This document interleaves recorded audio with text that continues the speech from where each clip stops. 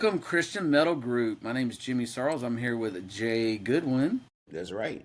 And from we are. the Christian Metal Group, and we have Kashif and Nathan here today from. How do you pronounce your band's name? Nathan, you take it. Okay, so We'll just start there. it is, That's a yes, story it in is. and of itself. It's pronounced IRAE. E-Ray. Not IRAE. Yeah. Not irate. Nope. Not Irate. Nope. And we literally, to the point early on in the band, we had a little cardboard sign that we would have at the merch table that it looked like the bottom of Woody's shoe in Toy Story, where we wrote it like E-Ray, like phonetically spelled out. E-Ray. Okay. So the metalcore, hardcore influences, from what I've heard, and I'm digging it. So E-Ray. This is a band that y'all are going to want to check out and keep on your radar. So, Nathan, we'll start with you. Did you grow up in a religious home? Yes. So I grew up in a Christian home, and both my parents are believers, and I have one brother, and he's 2 years older than me, so we both grew up, with our parents being believers. And, man, I'm so grateful for that, because that really laid the foundation for my faith and my walk with Jesus. And it was cool, so both my brother and I were homeschooled as well, like all the way through school, and like we both went to college. We weren't homeschooled for college, although I guess you probably could just do online college now. Right. Yeah, but growing up like in that environment was amazing, because we were able to have so much foundation, like biblically, just with everything, like our lives, schoolwork, anything music related, whatever it is or whatever it was, like it was all rooted in Christ and in Scripture. Then growing up, it was probably, I'd say, like high school, early high school, probably late middle school, early high school was when I really kind of like made my faith my own, and really made that decision of like, okay, I've grown up in this, and like it's been incredible. And like even Scripture talks about, like instructing your children like in the way that they should go. And like, so it kind of set me up to be able to evaluate and make that decision for myself, to be like, yes, like I want to follow Jesus, like I want to commit my life to him. Like I got saved when I was probably like 5, I'd say. And I, comprehended the gospel, and like, even just a childlike faith in that way. And then, but it was like probably early high school when I really like kind of doubled down and like committed my life to Christ, and really was like all in, and kind of, made that distinction of like, okay, it's not just my parents' faith, not just like because I've grown up in this, this is really like that decision on my own to kind of, follow Christ. And it just has been like a, steady, rocky roller coaster, but steady trajectory, of just becoming closer and closer, with Christ and following him. So sort of in a nutshell. Yeah, that's awesome. All right. Yeah. Kashif? When I think of the goodness of Jesus and all that he All has he's done for for me. No. Yes. I just want to share with you my testimony. No, let me stop. So are you in fact a pastor too? I know, right? We got to go gospel up in here. Come on now. Just wait. Now you do need to go, Jay. You need to. I know I do. They are not at church. Yeah, we haven't even started yet. Yeah. Which is funny, because I did not grow up in that kind of environment at all. So I don't know if you can tell from my necklace here, but I actually grew up in a Jewish household. And so more of like me and one of my other Jewish friends, we joke about this. Because we grew up very similar, but I grew up in what's called a conservadox situation. Basically like kind of like a split between Orthodox Judaism and conservative Judaism. Which, if any of the listeners don't know what that is, just look it up, I guess. Yeah. We'll just spend a whole podcast on that. Yeah. Yeah, that's a whole. Or come to my comparative religions class that I'm hosting at the Altar Fellowship, and you can hear more about it there. But no, in all seriousness, I grew up in a Jewish household. But my mom was very secular with her Judaism, and so even though we would go to shul, which is a synagogue, on Shabbat, on Saturdays, even though we celebrated the feast, the various feasts and the holidays and whatnot. My mom was more, I guess, spiritual and not religious. And so there came a point where, in regards to her faith and I guess even in my faith, where it was expressed more in like, we do this because like it's who we are as Jewish people, not so much because like we wanted to honor God in doing it. More of a works type of thing, you mean? Yeah, and more so even just like the belief in God was separated from our practice.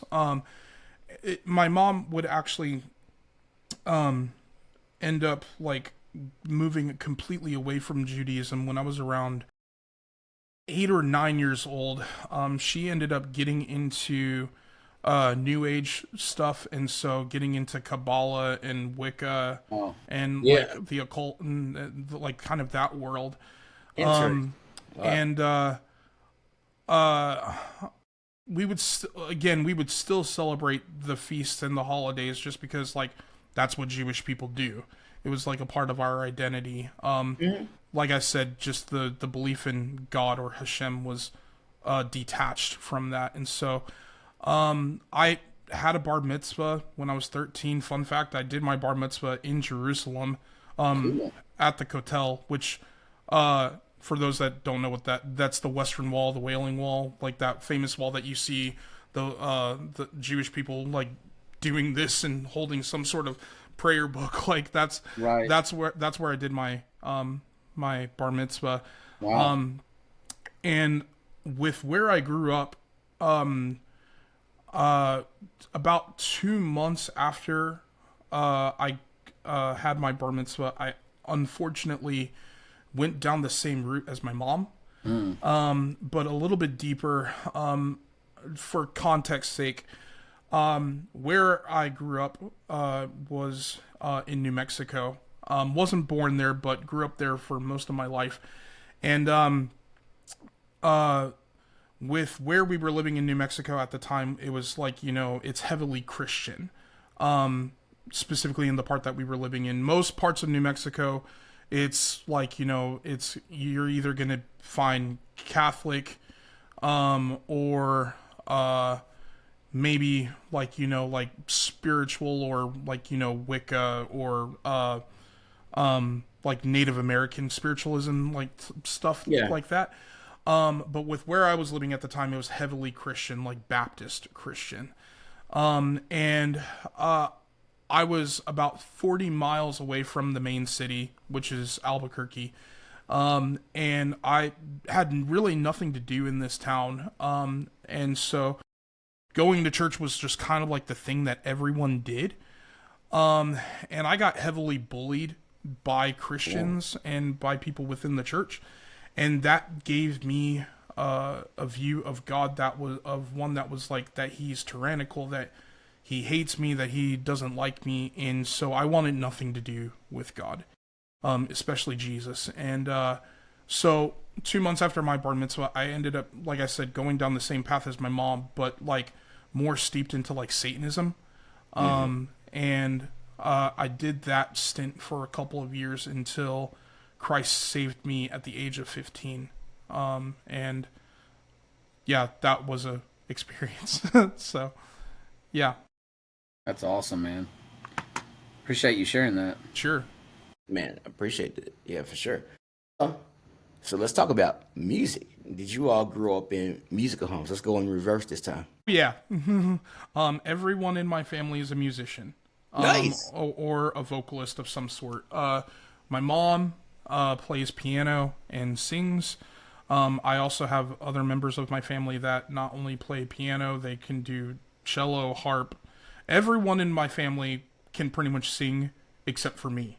Wow. Not true. He can sing. A lot of people disagree with this. Here's the thing. Yes.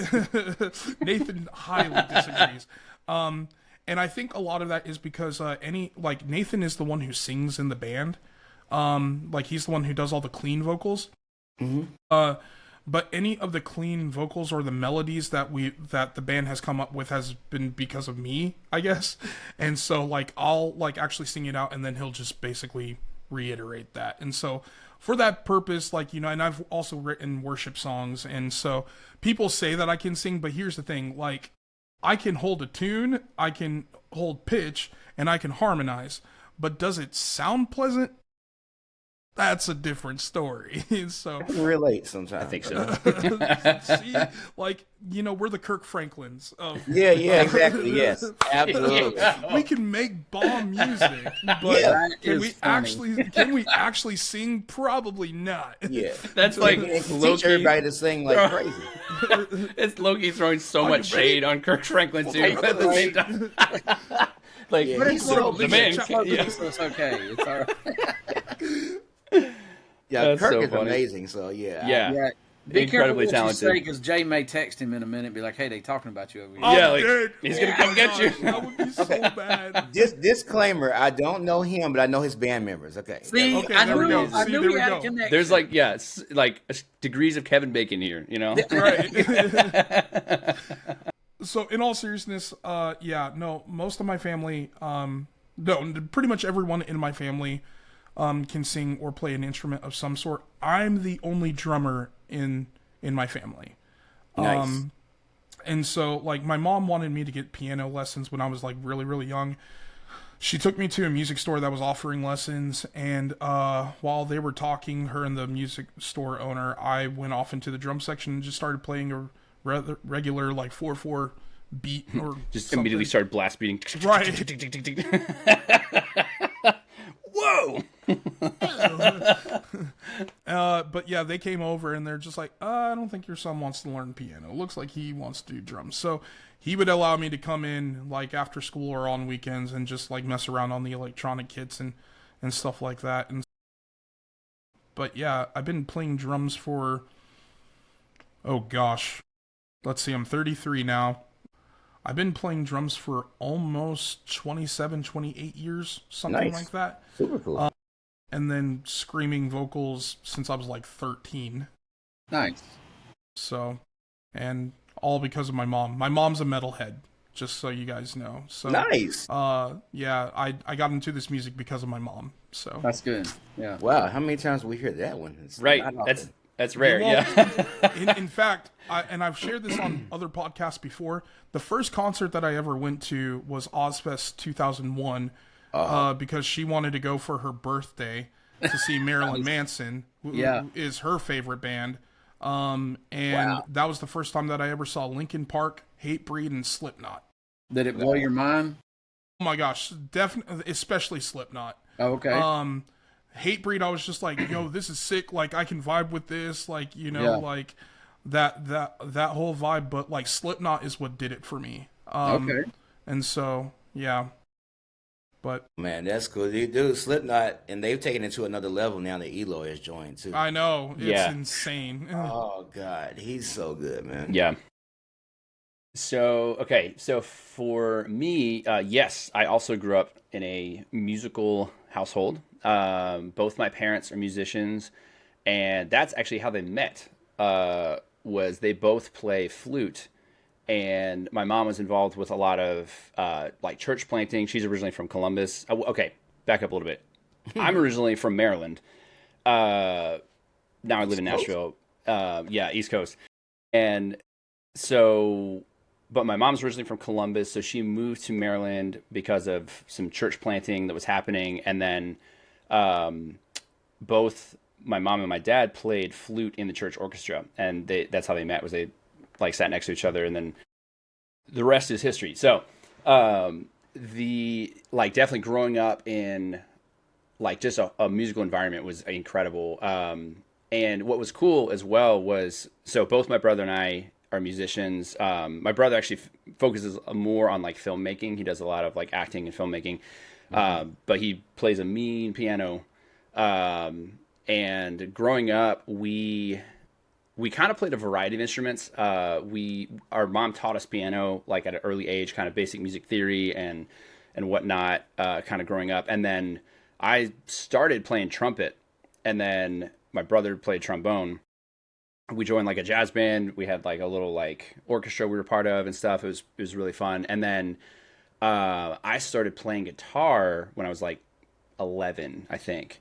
And that was like I wanted to jump straight to electric. Like most people are like, "Oh, you got to start with like acoustic and start with the basics and stuff." And I was like, "No, I'm going straight for electric." Like, I want to like, because that sort of like, and maybe I don't know if this is another question that we can get into, but kind of like what got us into like heavy music and metal and stuff. So I can like put a pin in Yeah. that. Yeah. But or I guess yeah, we can talk about it now. But definitely like so my parents, because they were musicians. My dad also plays saxophone. My dad was like hugely into like jazz, funk music, Latin music, just very like diverse kind of like sounds. And like he loved listening to like and playing sax along to like David Sanborn, Earth, Wind and Fire, just a lot of like classics. And so I grew up with that, like listening to a lot of that kind of music. And then my mom, she kind of was more like she preferred like classical, like orchestral type music. I mean, she definitely appreciates all music, but like that was her like bread and butter. And so I kind of like got that side of things with like Aaron Copland and like, Appalachian Springs and Rodeo and like all these like amazing orchestrations. And then my dad and I would listen to like classic rock, and like, bands like The Who, bands like The Police, Leonard Skinner, Led Zeppelin, just all these bands, Kansas, Boston. And that was like the taste of guitar that I was like, all right, this is like a whole world that that I like, that I'm kind of like getting into. And then the I would say probably like when I was in middle school was when I started to like get into like heavier rock, and I kind of like discovered that kind of on my own. And it was like, dude, I am for sure through and through a new metal kid. Like I grew up loving like Linkin Park, POD, and I still love those bands, like the early albums especially. Is that when you got into the really hard stuff like Skillet? Yeah, that's right. Yeah, the really heavy music. Yeah, no, it was like definitely and then I mean some more obscure bands that people like 38th Parallel is another one that was like yeah, Oh, I like not remember that, man. yeah, not a ton of people remember that band, but that and like Old Pillar when they were back when they were like kind of rap rock, new metal. Um, Yeah, I got that and album. yes, yeah. And then like kind of more in like the secular realm, like bands like Third Strike, Trust Company, like I'm trying to think of all like there's just bands from that era of like that new metal, like Yeah. Breaking Benjamin. They're kind of adjacent, more like post grunge, I guess. But um, those, especially like Linkin Park and POD, were like kind of my gateway bands, I would say, into like the heavy music scene. And I was just like, this is incredible. I love Do, this. do you remember a band called Jonah 33? Yes. Oh Yeah. man, I love that first album, They were man. so good. Yeah. I saw them one time. Yeah, it was a Yep. great band. Yep. So that was kind of like for me, it was sort of all, the Lord ultimately working it all, together in the perfect storm of like growing up in a musical household, my parents kind of laying the foundation of music, me having an appreciation of a wider, taste in music, and then kind of finding my own lane in that, with like discovering kind of, harder rock and then new metal and eventually like kind of into like, metalcore, all this, other like, or the early 2000s kind of like Solid State and Tooth and Nail were huge in my life, growing up and just like listening to a lot of bands on that label. And yeah, so that's sort of but then also starting to learn guitar at like 11 years old and taking lessons, and then I took lessons for about a year and a half, and then kind of just was like self-taught in a lot of ways, like for a long period of time, and then joined my high school youth group's worship band playing guitar. And then kind of like that was also that was the era of like early 2000s Hillsong United. Like we were all obsessed with, United We Stand. That album was like, had just come out. Passion, and like the Passion Time album. has come. Yep. Stand for Yep. what we believe Yeah. in. Yes. Yep. And so it was like, again, kind of all that. And like my friend group at the time, like we all like loved the same bands and like loved, again, early Under Oath. Like, I got into Under Oath. Or whatever. Yeah. Like, They're Only Chasing Safety was like my first kind of experience of Under Oath. Okay. And then bands like Seosin or, Seosin. Oh my yeah, God. like Secret Whisper, Search the City, Ivory Line, like Waverly, all these bands like in high school kind of started to like, I was like, whoa, this is a whole like world. Oh, and then that's when I discovered my favorite band of all time, which might be surprising to some people. Here it goes. Are you ready? Yeah. That's a great band. Not my favorite. You're not going to expect this one. Yeah. So my favorite band of all time is a little band called Falling Up. Wow. I have that album. Yes. And I saw them open for Seventh Day Slumber, I believe. Wow. Go. That's amazing. Yeah. So that was huge for me with like music, because just everything they were doing as a band, Jesse was doing like as a songwriter, vocalist, and then watching their progression as a band too. Like they have completely changed their sound. Now they're the Chilling Alpine Adventure, and like, just like very cinematic, very like experimental, all this stuff. So I could go on about that band forever. I won't, but early high school was when I discovered that band. And again, it was like seeing live music videos from like them and Seosin also like was inspiring to me to be like, this is what I want to do. Like I want to play music in a band, just stuff like that. So that's sort of that's right. Grouping of bands that really got me into it. Well, go ahead and continue in your musical journey, and then Kashif can go. But tell us about like forming any bands or anything like that you've been a part of, and up until we come to IRAE. Yeah, let's see. So I think for a while, most of my like music playing experience was coming from playing in like worship bands, and then that was also when I started to lead worship. Was kind of in high school. Was like my youth pastor would kind of like give me a song here and there to lead, and kind of over time, which also kind of a parallel track in what the Lord has done in my life, where now I'm a worship leader. That's one of my jobs, and it's something I'm so passionate about. Because again, it's combining music with ministry. And is just sure is such a cool thing. So it's like kind of for a while it was like getting experience playing in a group setting, sort of in a band. It was a worship band. And there was like in high school, we definitely had some like just fun, bands here and there that were kind of like side projects, and like, hey, let's get together and like learn these Anberlin songs, or let's learn these like, Incubus songs, or, whatever. But we played like a couple coffee house type shows, like not ever really anything like this scene. And it was probably like when I was, I think 18 or 19 was when I first like had an official band that like it was like a pop punk band. I was the vocalist for it. It was called A City and Streetlights. It was actually pretty fun band, pretty sick for the time. And it was like around 2010, I think, was when that band, it was like 2009 into 2010 was when we kind of were playing shows. And that was like my first kind of entrance into this whole scene of like, playing shows consistently and starting to kind of like get used to this whole environment. Then it was kind of just like I would just go to shows and like get to know people, get to know friends. And it was kind of around that time I remember being in the same space as Kashif. Like we didn't actually meet. We would go to a lot of the same shows because we had a lot of mutual friends, because he was living in Maryland at the time as well. And then they actually started, Kashif and Jose, and then a few of our other friends started Wither, which eventually became IRAE, but started Wither back in 2014, I believe. And I was just like, cool. Some of my friends were like making this band. That's awesome.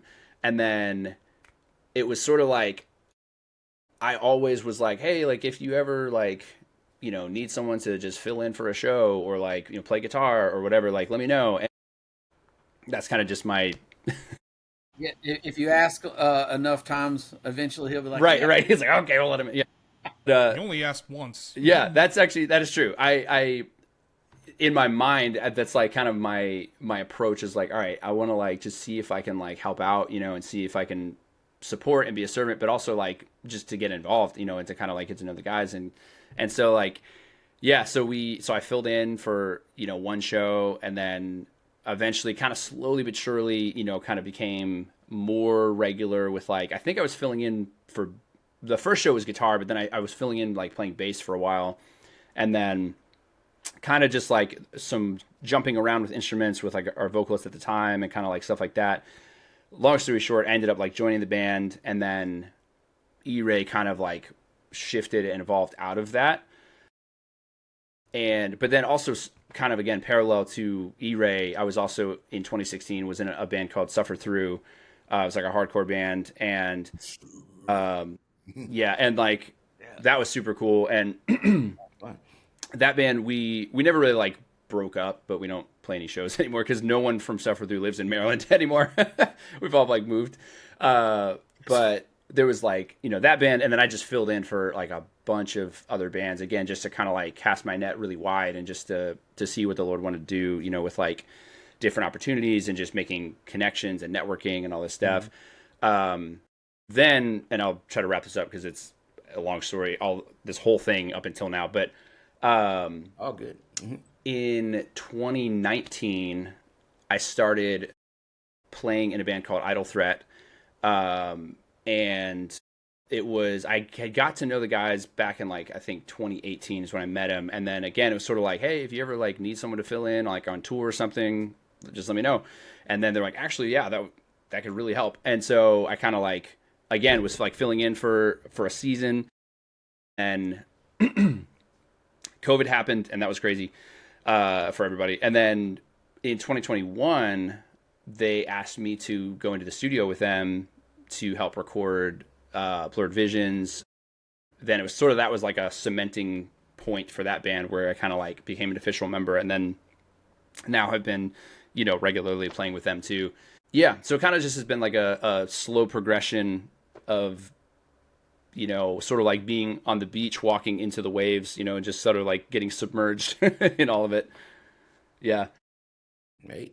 So through all that, I didn't hear any mention of playing the trumpet in the ska band, but that's okay. We'll let that slide. There was one time. Oh, there was one time that nice. It was not like a show or anything, but we just for fun. Again, it was like in that era where like, hey, let's just like cover some songs. We covered a 5 Iron Frenzy song, and in our basement, and I like played. Oh no, I don't know if I played the trumpet. I think I played guitar. I think my brother played trombone. It was but we it was ska adjacent, Nice. I love it. That's pretty cool stuff. So let's get into. Well, let's let Kashif tell his music. You know what? No, I know. Yeah, I took way too long. dude, it's all good. We're good. This is what the interview is for, though. So we're good. You're good. Sorry, what am I talking about again? Just your musical journey, like as far as getting into your first band up to today. Okay, so this is kind of crazy. There's a joke among every single one of my friends that like Kashif knows everybody. Which is not true anymore. It's a joke. I was gonna say it is true. No, I think you've taken that spot now. You truly do know everyone. Like, this guy here is best friends with Aaron Gillespie. Oh, what? I love Aaron. I'm not best friends with him. I love him. And now you know Jay, so Jay knows everybody. That's right. Again, see, we're a degree away from Kevin Bacon at this point. That's what I'm saying. You gotta be between the four of us. We have one to be. degree. Yeah. But no. And a lot of that is just because of like the areas that I've lived and grown up in. Mm-hmm. I was born in New Jersey, but like I said, most of my life I've lived in the state of New Mexico, and you wouldn't think like anything. Like, it's like the saying with Jesus, like, what good can come out of Nazareth? Yeah. I think the same is very true for New Mexico, yet somehow I ended up at a school that, I would meet, like, fellow like-minded people, like, who loved the same music as me, and we would so the first band that I ever started was a band called Life from Death. It was funny enough. It was more of like it wasn't my cup of tea in terms of like the stuff that we were playing, the style that we were playing. Because like everyone in that band was super into Demon Hunter. Wow. Nice. So I was just like, like Summer of Darkness was good, but I'm not like the biggest fan of like their music. So, I wanted to be more in like something that was like, Bless the Martyr, Kiss the Child era of Norma Jean, stuff like Disembodied. Disembodied is like one of my, like a huge band for me that I love. My favorite bands are It Dies Today and Still Remains. I wanted to be like in stuff like nice. that. Remains so good. Right. But yeah, so that was like kind of like my first band. And then, the area that I lived, there were not many drummers. And everyone knew that I was like a drummer and probably one of the best in the area. Nice. There was one band that was really popular in our area, that they were having issues with their drummer, and they had asked like, hey, would you be willing to like, just play with us or whatever. And so I played and I got into that band. That band was called DeRoche, spelled capital D-E, capital R-O-C-H-R-E. And in that band, that after I joined that band, it pretty quickly ended because our guitarist, at the ripe age of 17, had not even graduated from high school yet, decided to move to St. Louis, Missouri to join a different band. And that person was Sam Penner, who became the guitarist of In the Midst of Lions and then eventually For Today. Wow. Awesome. So, Sam and I, and our vocalist, we all went to the same high school, and our vocalist was a guy named Gage Spees. Gage is currently the vocalist of To Speak of Wolves. If you're familiar with them. Yeah. Oh yeah, absolutely. So he used to tour a lot with O Sleeper as their merch guy. Okay. Interesting. Okay. So it was kind of weird because like it's like the place that I went to high school with, like it's just like you wouldn't know where this place was, or like people from there, but it's like two of like some of the most influential, well actually three of some of the most influential people like within the Christian metal scene came from this small town in eastern New Mexico, like, and you wouldn't even know it. The third person is actually Levi the Poet. So very cool. I've seen it. Yeah, so Gage, Sam, and Levi were all a part of the same youth group. They went to one of the largest. Well, so there were two churches in the Albuquerque area that were well known because of like both like the music scene, like the music and the skateboard scene, but then also because of like youth competitions, a competition called Fine Arts Festival that's within the Assemblies of God denomination. Every year they host this Fine Arts Festival where students can compete to show their art or their skills or whatever.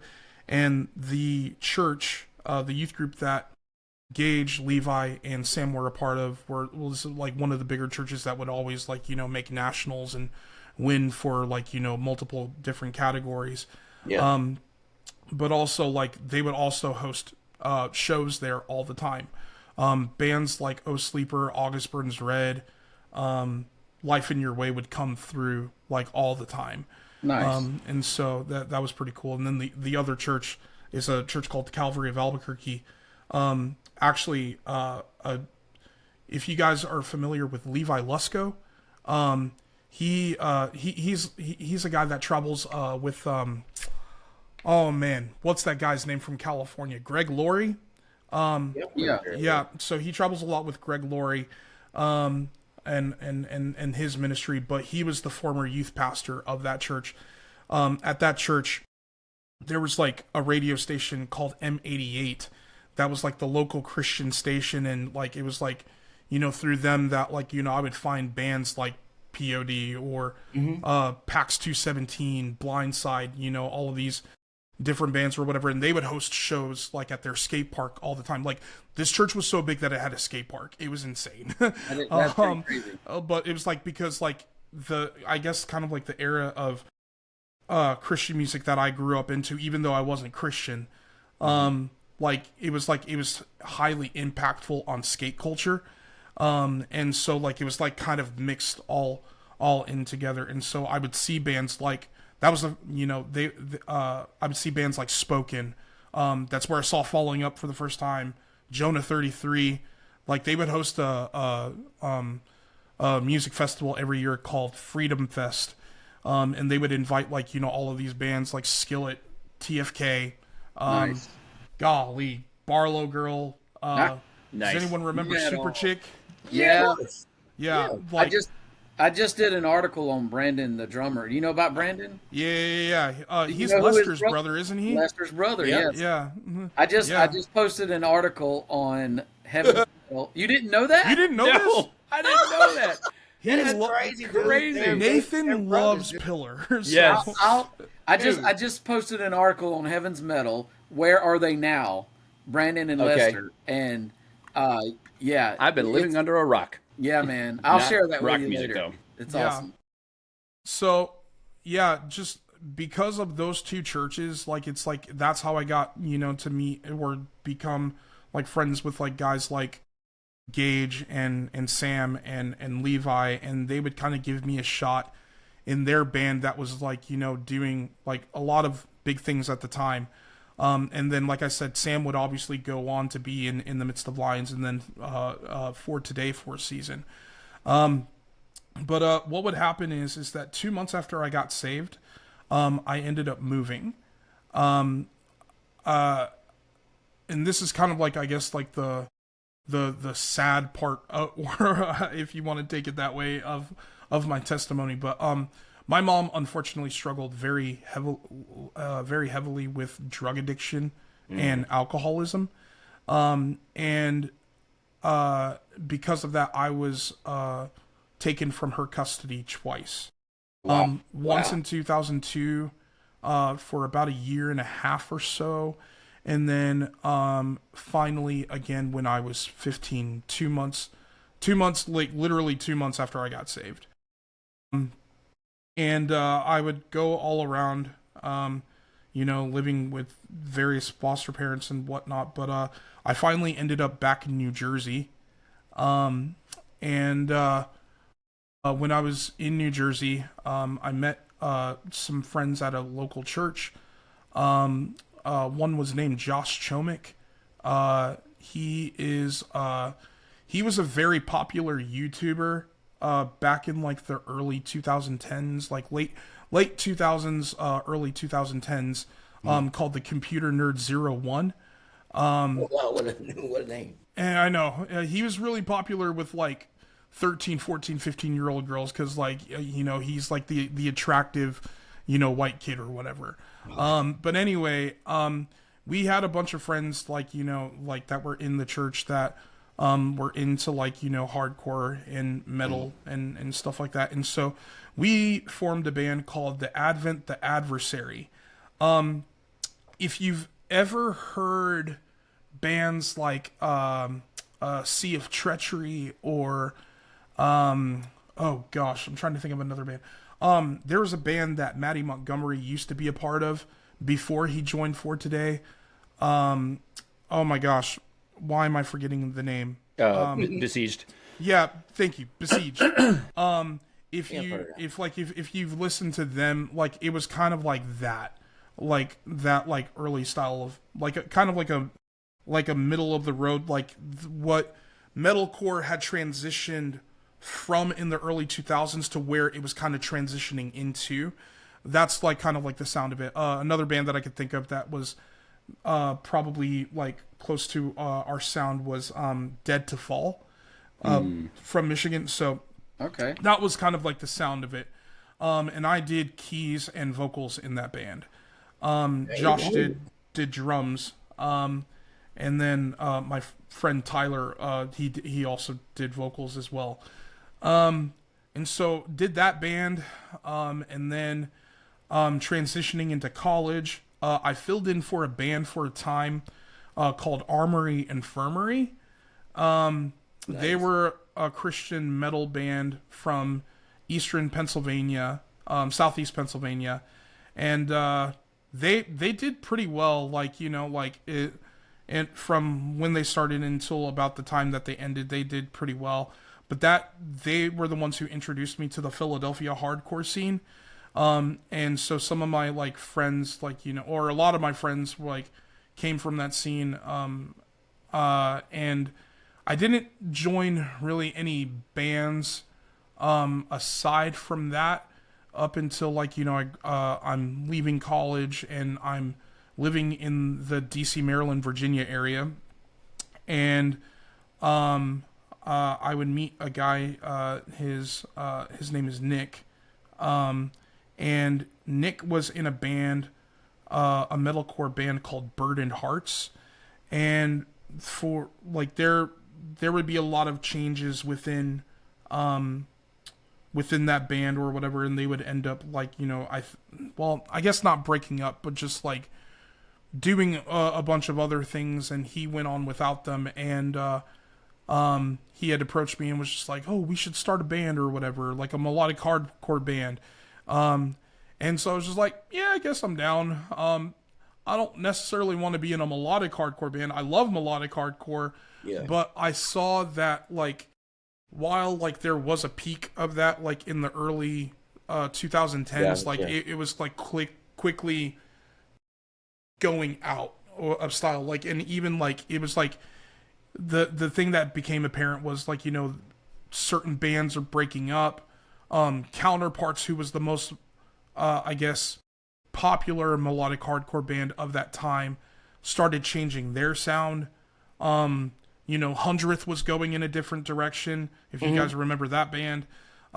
Way different direction. Yeah, like all of these bands like that were like kind of like made melodic hardcore popular, were doing something different and moving into a different direction. And so it's just like, I just don't know how like like it's like, while I might enjoy playing it, like I don't see it just being feasible for the foreseeable future. And so but we did that, the whole thing, and I guess we were more hardcore, like more hardcore punk in our interpretation of melodic hardcore. But yeah, we did that, and that's what Wither was.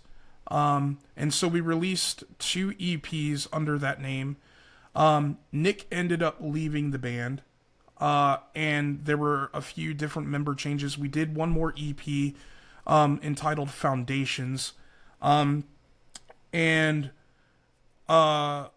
essentially, and I've talked about this in other interviews, but there was another band at that time that was coming out of Oklahoma that also had the same name. They had issues with us because people were getting the two of us confused. And essentially they were just like, well, like, we really want this name. Like, so I guess whoever beats whoever, in terms of like, trademarking it or, getting the licensing on that name. And I was just like, if you really want the name that bad, you can have it. Like, it doesn't really matter that much to us. Like, we're getting ready to change our sound. And because of that, we were also getting ready to change the name anyway. So we didn't know what to. Jose is the one who came up with the idea of it being IRAE based on a song that we had. And that's what we landed with. And so. Nice. Yeah. Nice. Does IRAE have like a specific meaning? Mm-hmm. So it's the Latin word for wrath. And okay. we actually use it as a gospel conversation starter. Because like you just asked like what does it even mean? Yeah, exactly. And so The way that this name came about is there's a song that was created, I believe, sometime in the 15th or 16th century called Dies Irae, from the Catholic Church, and the song is crazy. Like you hear the song, and it's very, very beautiful and very haunting. But like you look at the stanzas, and each stanza is about the wrath of God and the judgment of God coming upon sinful, people, and how like terrible the day of judgment is going to be. But and I get super emotional when I talk about this, so I'm so sorry. I just love the gospel. Oh, that's awesome. But there's a stanza towards the end of the song that seeks that it's talking to Jesus, and it's interceding for the mercy of God. It's interceding for Jesus to be merciful and to be remembering of I guess people that are doomed to die, and essentially that line that is said is, "In weariness you sought for me, and suffering upon a tree. May not in vain such labor be. King of tremendous majesty, save me, O fountain or O source of mercy." And when I read all of this stuff, and I guess I'm very reformed in my thinking, where it's like I read scripture and I see like that time and time again, just man continually and utterly fails to meet God's standard for righteousness or holiness, and they are in serious trouble. Like Paul said that the law itself is not bad, it's not evil, but it's a curse for people because it serves as a mirror. That when I look at that mirror, I actually see who I truly am as a person, and that I am far from God, that the image of God in me is blemished, and I need saving. And so if I don't do something, if nothing were to happen, I'm doomed to to face that wrath, to face what he what his justice, his holiness, the things that that the Bible says are the foundation of his throne, that righteousness and justice are the foundations of his throne. I'm doomed to come into contact with that and have nothing but just but ashes to offer, in terms of what it means for me to be saved, and what it means for me to find peace, or to find peace with God. And so the fact that Jesus was good for me, lived the life that I could not live, and took upon himself that wrath that was rightly reserved for me, just so this way I could be called a child of God, just so this way I could have right fellowship with him, and to be in complete and perfect union with him. That's what the gospel is that Jesus took the wrath of God that I deserved. He took it upon himself, and he gave me his righteousness as if it were my own to begin with, an alien righteousness that I could have never earned or deserved, but he did it himself. And so that was kind of the whole purpose in us calling ourselves that, to hopefully provoke in someone's mind, I wonder what IRAE means. I wonder what it looks like. Man. So, I love it. That's fantastic. I remember that song, but my first introduction to that song was Believer did a cover of it on their first album, I think. That's so sick. I didn't know that. Wow. Yeah, and it's it's pretty, it's classical, and it's also heavy at the same time, just like Believer, like they used to do. Absolutely. But so I was like, okay, when I saw your name, just overall, I was like, okay, this might be I wonder. Yeah. yeah, like a reference to some of that.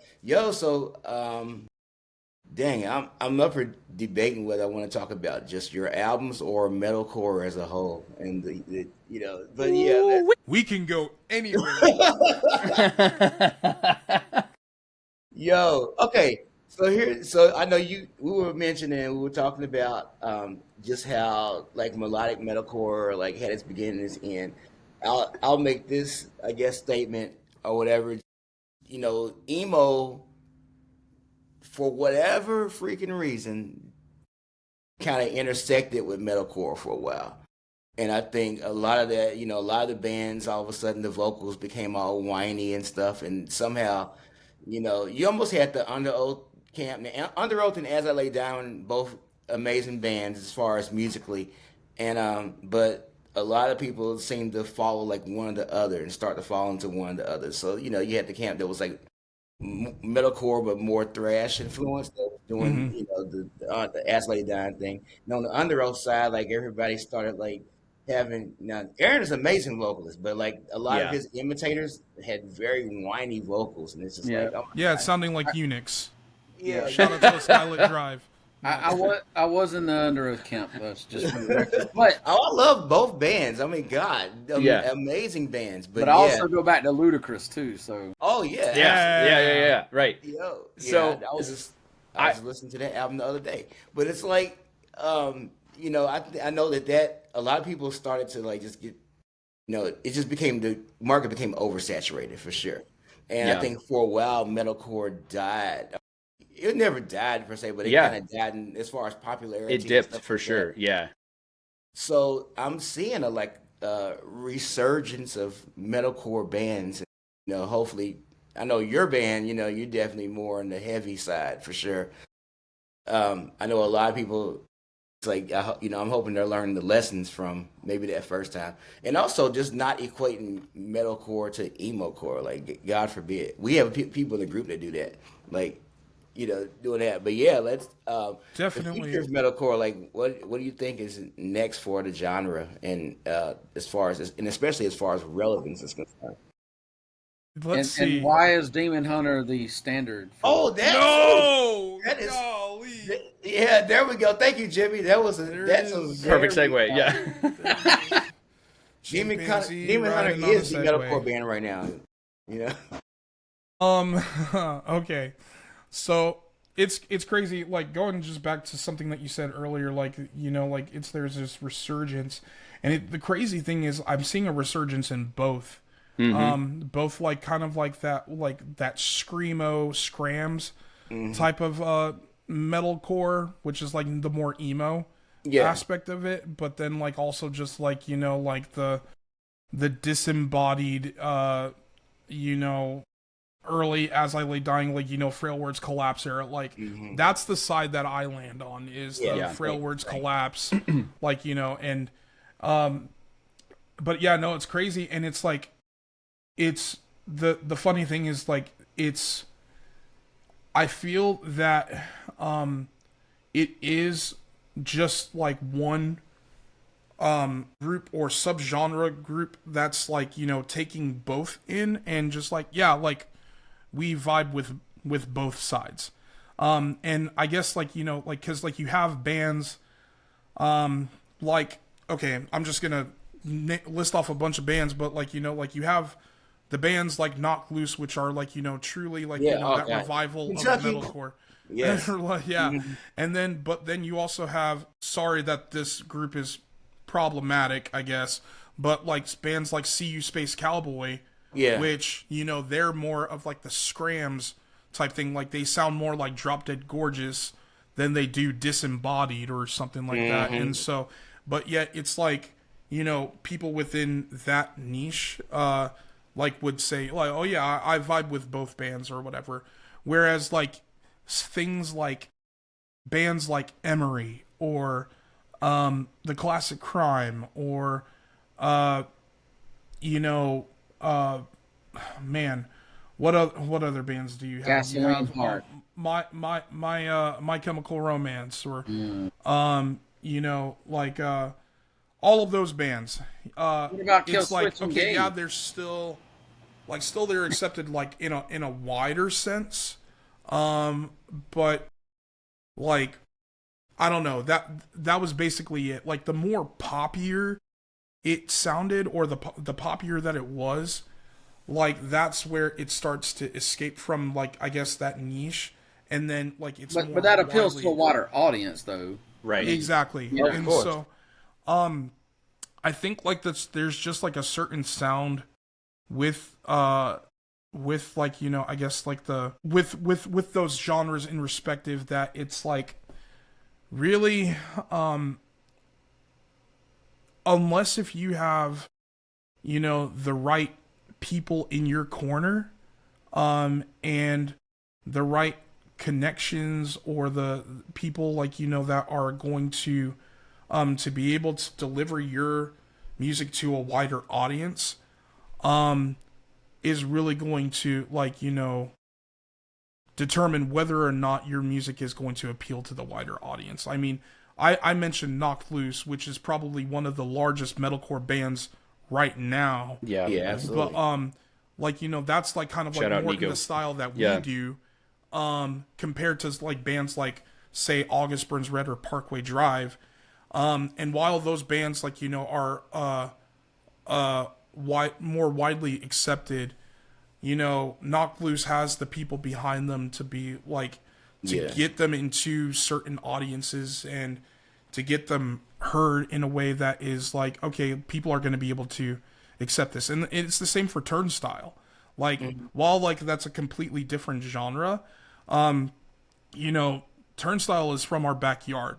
You know, like Nathan actually used to live in the same neighborhood as like some of the guys in Turnstile, and like it was normal for me to go to the store and to see like those guys like in Trapped Under Ice or Turnstile or like some of these other bands, like, you know, all the time. And the reason why like they're able to like get in front of this wider audience is really because they're able to have like the people that are behind them that can market like that thing. And so I think a lot of it has to do with marketing, and a lot of it has to do with That's a good getting like this in front, like having the right people in your corner to get your music heard in front of the right audience that will like, okay, this is something different. I've never heard this before. Like, you know, I'm mostly used to this. Like, it's insane to me that that Turnstile is playing like, you know, festivals of tens and tens of thousands of people, where like it's just like, you know, like you look at some of the people that are in that audience and it's just like, you're not a hardcore kid. What are you doing listening to Turnstile? Yeah. Dude, I got to do a side note here because okay, so I'm from Kentucky, Louisville, Kentucky, and in fact, just one of my best friends' son grew up with those guys for sure, and I've been following their journey for. In fact, I was literally almost in a Knocked Loose video. Nice. No way. Yeah. Yeah, I just decided on the day of that I wasn't gonna go. But, but dude, they actually played Louder Than Life. Louder Than Life is here, and the mayor of Louisville literally posted a picture and with a caption and stuff like, "I'm here, you know, at the Knocked Loose concert." He was supporting the scene, like yeah, he was in the crowd, dude, at the Knocked Loose, you know, when they were about to sing. So I wonder if he's a did he metalhead. stage dive though? But dude, like when you said that, it just reminded me of that. I'm like, good Lord, that was very interesting. But they are definitely hometown heroes in a way that I haven't seen for a metal band from here in a long time. And the crazy thing is like if you go to Lancaster, Pennsylvania, it's the same for August Burns Red. Right. Like they're so good. When you enter into Lancaster, Pennsylvania, you know, and you first enter into the city, you're not going to see signs saying "Welcome to Lancaster, home of the Amish community." You're going to see "Welcome to Lancaster, hometown of August Burns Red." Right. Wow. I kid you Like, not. yeah, there's like, a billboard. Yeah. There's billboards like that say the hometown of August Burns Red. Welcome That's to Lancaster. insane. Like, and it's like, wait, what? Yeah. Like, the place where this place is really known for the Amish community and for Sight and Sound theaters and for Shady Maple Smorgasbord. And you don't mention that. You mention August Burns Red. Like, that's I want to think know it's how cool. many Amish fans August Burns Red has. I mean, all of them. I mean, okay, so I will say, They only listen to who acoustic used to live in versions Pennsylvania, of yeah. as someone who used to listen and like who like would say that Lancaster and like Philadelphia are like second homes to me. Yeah. The Amish people of Lancaster, Pennsylvania are much nicer people than Amish people say in like Ohio or like Indiana. Like when you start to get like into the deep like Amish community, that's where it's like more separatist and like, no, we don't want your kind around here. We don't want to mess with you. Like Amish people in Lancaster are super kind. That's awesome. You're not going to find that really anywhere else in the Amish community. So I wouldn't be shocked, like if, like if I like back in the day, rest in peace the Chameleon Club, but like if I were to go to the Chameleon Club back in the day, and then all of a sudden I just see a horse and a buggy and a bunch of Amish people get out just because they want to go see August Burns Red or Texas in July or This or the Apocalypse. And that's the thing. Like, it's crazy to think about, but like Lancaster, Pennsylvania, became like a real unique hub for metalcore bands. Like I said, you had August Burns Red, who would then inspire bands like Texas in July, who are from the same area. This or the Apocalypse, who's also from the same area. And I might be wrong on this. I don't know where they're exactly from, but I know Ricky, who used to be in This or the Apocalypse, is now in this band, and they would come through the area a lot. But Ice Nine Kills, not a huge fan of the band, but like, if I'm not mistaken, they may be from the area. But anyway, like you had a lot of bands like that were from that area that just the interwebs. You would never think of it. The interweb says they're from Boston, so Boston. Okay, yeah. So it's close. Boston. It's close enough. Well, yeah, but it's crazy because like they would come to that area all the time. There used to be a venue in Lemoyne, Pennsylvania, which is right outside of Harrisburg, called the Champ, and Einstein. Like I couldn't even tell you how many times like we've like I played or shared the stage with Ice Nine Kills. But like they would come through all the time, and then Ricky would end up joining that band. Who, like I said, he was in This or the Apocalypse, and his drummer Grant.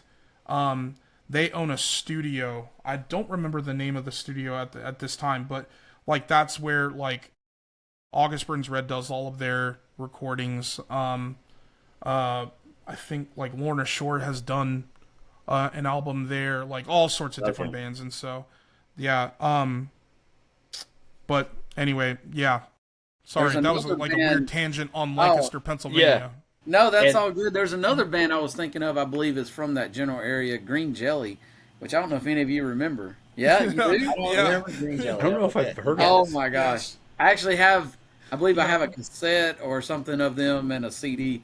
They were interesting. They were interesting. So real quick, just to bring it back kind of to your question about, you brought up an interesting point with metalcore.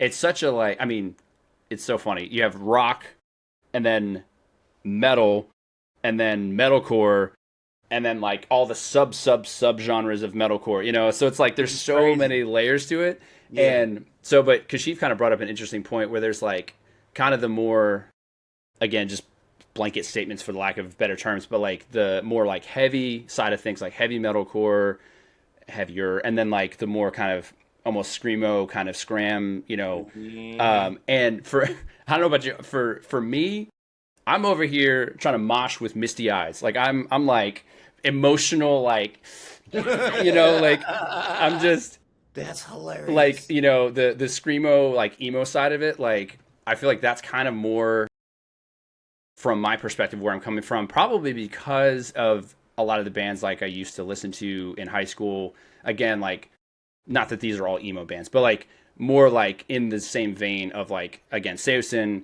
like Emery. Like I love Emery, like, and I'm friends with those guys, which is crazy to me because I grew up like listening to them, and like that's my wife's favorite band too. And I love them too. But yeah, and one of my favorite albums of theirs is We Do What We Want, which is like their heaviest album, and it's very like you know, again, kind of screamo. Like there's a couple like breakdowns in there, and I'm like, this is so sick. But you know, bands like Poison the Well, like Seven Angels, Seven Plagues, you know, all these bands that they're like mixing and blending like heavy parts. They have like breakdowns and stuff and screaming, but then some singing. So like some don't, like Seven Angels, Seven Plagues doesn't have any singing at all.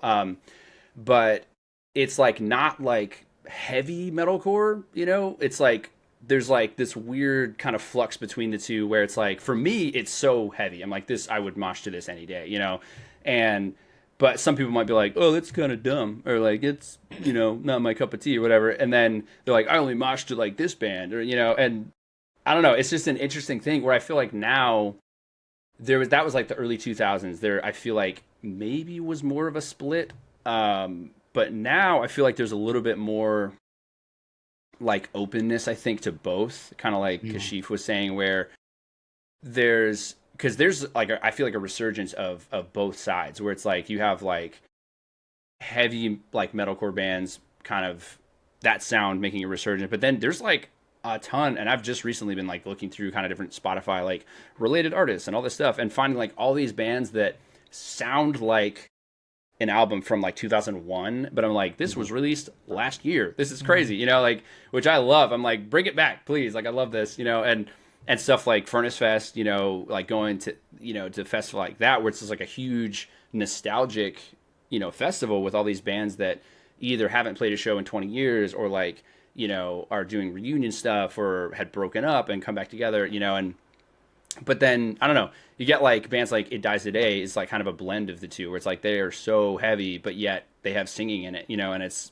but somehow they pull it off, you know, it's so good. Not even that, like, they'll go from one album, Cative Choir, where it's just like, I'm scared for my life, you know, listening to this, to their next album, mainly being just like, or whatever, and it's just like, wait, these are the same bands, right? Yeah, right. And it's just like they're unapologetic about it. Yeah, and it's just like we do what we want. Yep. Right. And so I mean, like I which I think kind of pulling it into like IRAE is kind of a cool, like, I feel like Kashif and I like really are a lot of the driving force of the current sound of IRAE. Like Jose, for sure, he always has input, but like he's kind of willingly been like, you guys, like, I don't mind if you kind of spearhead this, you know, as far as like the sound and like writing the music and stuff. And so like Kashif and I kind of, I feel like almost are on both sides of the same coin of metalcore, where it's like we, you know, love all the same bands, but it's like we kind of like have slightly different musical backgrounds that have kind of like met in the middle, you know? So it's kind of a cool like marriage between the two and blend of like, you know, we can bounce ideas back off of each other, and you know, he can like sing a part, be like, hey, can you like translate this into guitar? And I'll be like, sure, what about this? Like, you know, and he's like, that's perfect. Or what about this? Like, try this. And then, you know, or I can send him some demos, and like, side note, I just like a couple months ago, cause just saying, we're writing some new stuff. We're in the process. Yeah. That's what I'm talking about. Yeah, like who knows when it's gonna, you know, see the light of day. But out of the bag. Yeah. But I sent him some demos, you know, a few months ago, and there was there was one song in particular where I sent him the demo, and then he texted back, and he was like, bro, I almost cursed, and which is a good thing or a bad thing. I almost cursed. No, in a good way. Yeah, I realized that could be like, this was so bad. I almost like it was so good that I was just like, right, we're using this as an intro. Yeah, and it was like, so now it's our intro. He was like, how dare you write a song that combines my 3 favorite bands? Oh man, how dare you? Yeah, and so but it was like, so it's cool like to be able to, you know, bounce ideas, you know, off of each other. That's and really like cool, and Kashif is so, just to brag on him a little bit, like so brilliant, you know, just in general, but like theologically, especially when it comes to like lyrics and like, you know, and poetic in the way he says things, and the way he can convey messages in, especially like within the Christian metal realm, where there's like some bands you're like, I love your heart, I love your music, you're great, but like, and the lyrics are true. It's not. There's nothing wrong with them. They're just a little cheesy, you know. Like it could be a little like on the nose sometimes, but which again, there's no shade thrown. It's like if the gospel is getting preached, that's awesome. You know, there's literally nothing wrong with that. But it's cool. I love Kashif's approach where like he does it in such a way that's like compelling and it draws people in and it catches their interest because they're like, these lyrics are really like deep and really well written, and then it causes that conversation to start, you know, and whether it's like, you know, people sending us messages about lyrics or in person, like at shows, you know, people asking Kashif about the lyrics and stuff. And yeah, he's just a fantastic lyricist. That's awesome, man. I wanted to go back real quick to, man, when you brought up Emory, it just made me think, so those guys actually grew up around here. They're local to me. Yeah, okay. Before they moved to Seattle. And yeah. Actually, Jay and I got to interview Toby about a year ago. And he's such a down-to-earth guy. Yeah, dude, I love him so much. And actually, I just saw them earlier this year at the Radio Room where I met Kashif. We actually met at Confessions of a Traitor. Yeah. No Treaty, Cleansing of the Temple, which are also local to me. Yes. We met at that show, and I was like, this guy looks like he knows something about music, so I just started talking to him, right? Yeah. Good move. But Emory just really hit that sweet spot, and especially with the question. So I saw them earlier. They played the question front to back for their 20th year anniversary, and it was amazing. Yep. There was people I hadn't seen there in 20 years. They won't go to shows, but they'll come out for Emory. You know? Yeah. Dude, really, it's crazy. Like when so Idle Threat, you know, got to tour with them, like Two Legs, which was like one of the coolest experiences, you know, in my life. And and it was like, it was so interesting seeing the like demographic of people at the shows. Because I was like, I know that like, well, I don't know, but I imagine you probably don't go to a lot of shows. This is probably like a one-time thing, but like they came out to support Emory. You know, it's like this almost like pocket of people that, you know, love Emory so much. And and how cool is it they've been around long enough that we can take our kids now and stuff. It's insane. right. But when I say they hit that sweet spot kind of in between everything y'all were talking about. Yeah. You know, they really pull from so many different audience that are like different genres and stuff. Well, man, I want to talk a little bit about your EP you released earlier this year. Okay, you got to get into this artwork. I'm digging the artwork. And then also, what is it like? What was it like to work with Maddie Montgomery from For Today and Sean Jones from Symphony of Peril? And also Zayo. He wasn't in Zayo for a while? Yeah, he was OG Zayo. Oh, was he? Okay. Oh, my God. I've seen Zayo many times over the years. Royalty. Yeah, man. They paved the way. They did their own thing. Oh, yeah. They did. Yes. They're so good, even to this day. Last time I saw them was also at the Radio Room. And what's the guitarist player's name? Oh, God. Russ. Russ had, this was like the second show on the tour.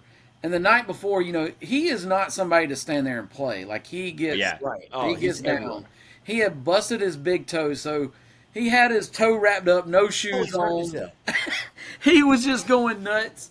He threw his guitar down. He put his guitar case over his face. Wow. And some kid with a motorcycle helmet on that nobody knows who he was, he gets on the stage and starts playing Russ's guitar. And I thought for sure he was going to get tackled, but he played it for like a minute, put it down, and I don't think it was even sung. It was a crazy, like, their shows just have so many good memories, you know? That's insane. That's wild. Wow. Yeah, so, and we've talked a little bit about this before, but, like, I guess something that we haven't even really talked about in regards to, I guess, this EP, is, I guess, like, you know, in terms of working with the features on this album. So for those that don't know, Maddie Montgomery is my pastor, and somewhat of my boss too. So where I'm at right now, the Altar Fellowship, this is the church that he pastors. Okay. In Johnson City, Tennessee. Maddie and I have known each other on the better part for like a little over, 13 years now. Yeah, so we've known each other for about 13 years. How we even came to meet was at a festival in upstate New York called I Matter Fest. It's a festival that used to be held in Elmira, New York. And there was one year where his band was headlining, and me and a bunch of friends from college wanted to go and to see them. The Devil Wears Prada was also playing. And we went, and Maddie had, as Maddie does, he preached a message from the stage after their set was done. So a lot of the people that are just like, oh yeah, he talked about God way too much, and it was just like, just play music, bro, or whatever. It was just like, most of the times, he'll only talk for maybe less than 5 minutes, right. 2 minutes max about the gospel in between a song, and then they'll finish their set, and then he'll say something more lengthy afterwards, while the band is tearing down. So shut up, people. No. Yeah. But anyway, That's right. You tell them. It's funny, which I have a whole spiel and rant that I might release on this podcast. I don't know, but anyway. So anyway, he preached this message that really convicted me. I was in a time in my life where I was living in tons of compromise, in sin, in a way that it was like I needed to get correct with God. And the Holy Spirit really convicted me of the things that I was being complacent about in my walk at that time.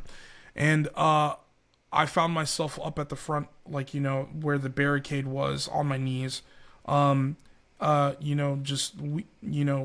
and asking for forgiveness from the Lord. And he had jumped off the stage and just started praying for me. And later, found me at a tent. This was it was a Christian festival at the time. They had follow-up tents to get people plugged into different various churches or other things, if people made first-time decisions for Christ. And so I ended up going to this tent, and ended up talking to someone who was the founder of the festival. And he while I was talking to him, he was texting Maddie. I didn't know this until he actually came into the tent, but he was telling Maddie, "Hey, you need to come and meet this guy." And we met, and that was kind of the start of my relationship with him. That's very cool. As a mentor, as a pastor, as a spiritual father of sorts. Yeah. He ended up coming in. He came to that same area not too long afterwards for a conference that he was speaking at, and a friend of mine and I went up and went to go see him for that. And then this was right before the Unshakable tour. So it was For Today headlining. Underneath them was Impending Doom, Sleeping Giant, The Chariot, wow, Texas in July, and 100th was opening. Yep, for that was the first time I ever saw For Today. Okay. Oh, yeah, really? Columbia, Maryland, right? Yep. Gen X, shout out. Yep. And I was at that date, but also I was at the date before in Lancaster, Pennsylvania. Maddie had asked me to share my testimony before they took the stage, and I was just like, "You want me to what?" Wow. So trial by fire. It was really cool because the Lord really moved that night. There was a ton of kids who made first time decisions for Christ. Bunch of people just getting filled with the Holy Spirit. It was really awesome. But essentially I had stayed in touch with him ever since then, and obviously I'm in Tennessee with him, helping with this church. I serve as one of the elders of the church, and then also I guess a teaching pastor, if you will. And so I help out in the areas of doctrine and theology, but then also counseling as well. So a lot of people don't know this, and he's talked about this on podcasts such as Kingdom Core, and I don't know if there's anywhere else that he's talked about this, but everyone knows the song Devastator. Hell, fear me, I'm the one that will bring you down. when he would start being getting discipled by his mentor and spiritual father, a lot of his thoughts started to change regarding the areas of spiritual warfare and demons and like that, I guess, like that whole thing. And one thing that had started to change is like songs like Devastator communicate people like me that I'm the hero of the story. I'm the one who comes against hell. I'm the one who, drives out the demons. I'm the one that hell has to fear because Jesus gave me authority or whatever. And it's like, hell doesn't fear me as a person, but they do fear Jesus. And I think one thing that we've gotten wrong in this spiritual warfare aspect is that it's like, instead of focusing on the God who defeated hell, death, and the grave, Jesus said in Revelation 1:18 that I'm the one who is dead, but behold, I'm alive forevermore, and I hold the keys of hell, to death, and the grave. It's that like our focus has gone from the person who was victorious to being like, I'm the one who has to work in order to drive hell out and like to take back what the devil stole and all these other things. And it's just like, wait, find the devil and right. And it's just like, wait, no, Jesus on the cross said that it is finished. Amen. Like there's the Orthodox Church, they believe in a doctrine in concerning atonement called Christus Victor, which I believe, like, and we can get into this, like, I can get into theology for days. But, I think, like, I don't think that Christus Victor or other atonement theories like penal substitution have to work at odds with each other. I think that they can actually work in harmony together. And one of the things that I love about Christus Victor specifically, even though I am more reformed in my thinking, is that it's like Jesus didn't pay like this something that the devil was owed or whatever. It's that when he died and when he resurrected, he was victorious over death, hell, and the grave. And I love that. I think that's right thinking. And so over time, Maddie would start thinking differently concerning spiritual warfare and how we engage with, like, the demonic when it appears, because obviously, like, we're in a scene and in a culture that is highly influenced by those things, or could be. And so just all you have to do is just take a look at some of the shirts that our people in the scene are wearing, or the lyrics that some of these bands are, like, coming out with. And so his view and his mind started to change on these things, to the point that it was just like, like, he doesn't really agree with lyrics with the lyrics of Devastator anymore. And other songs as well. And in what I had been learning here at the church concerning the victoriousness of Jesus, like, I would, and here's the thing, I'm not trying to call out bands that like whose lyrics, like, are centered around those types of things. But I think, like, that a lot of Christian metal is riddled with things on, like, the topics of warfare, and demons and the devil and all this other stuff. And it's just like,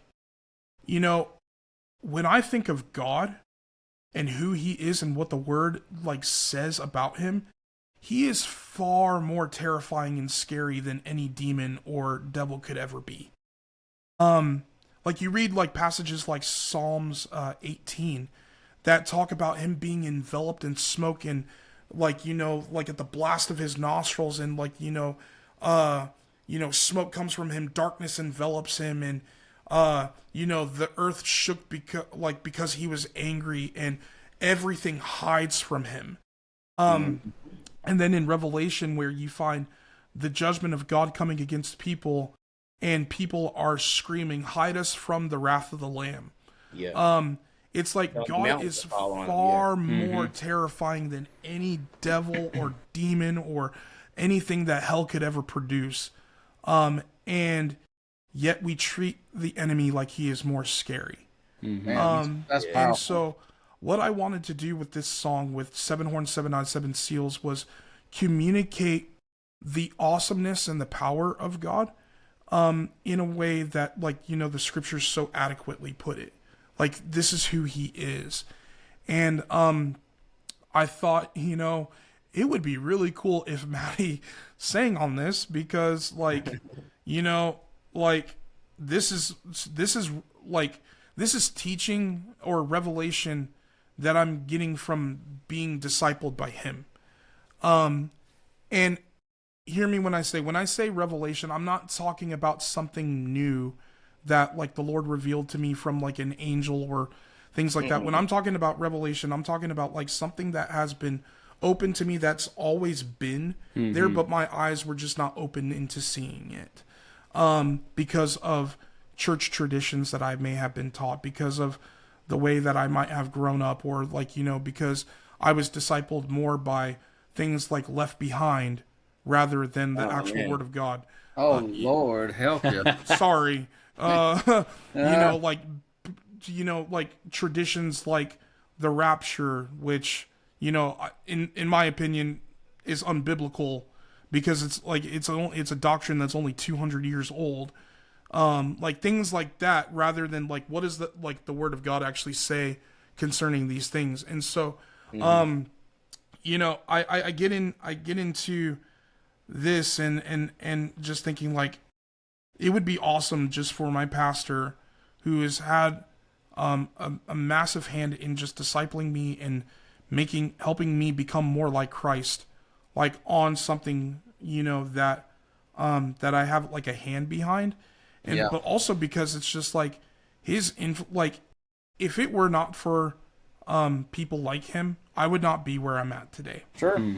Just plainly speaking and being honest. I think we all have somebody in our life like that, for sure. Exactly. And that even goes into the topic of discipleship, that it's just like Christians, like, I'll just say this really quickly. If you're not being discipled by somebody, like, you're not doing your church or yourself any favors. Well, your family, and who are you helping, right? Right. Exactly. Amen.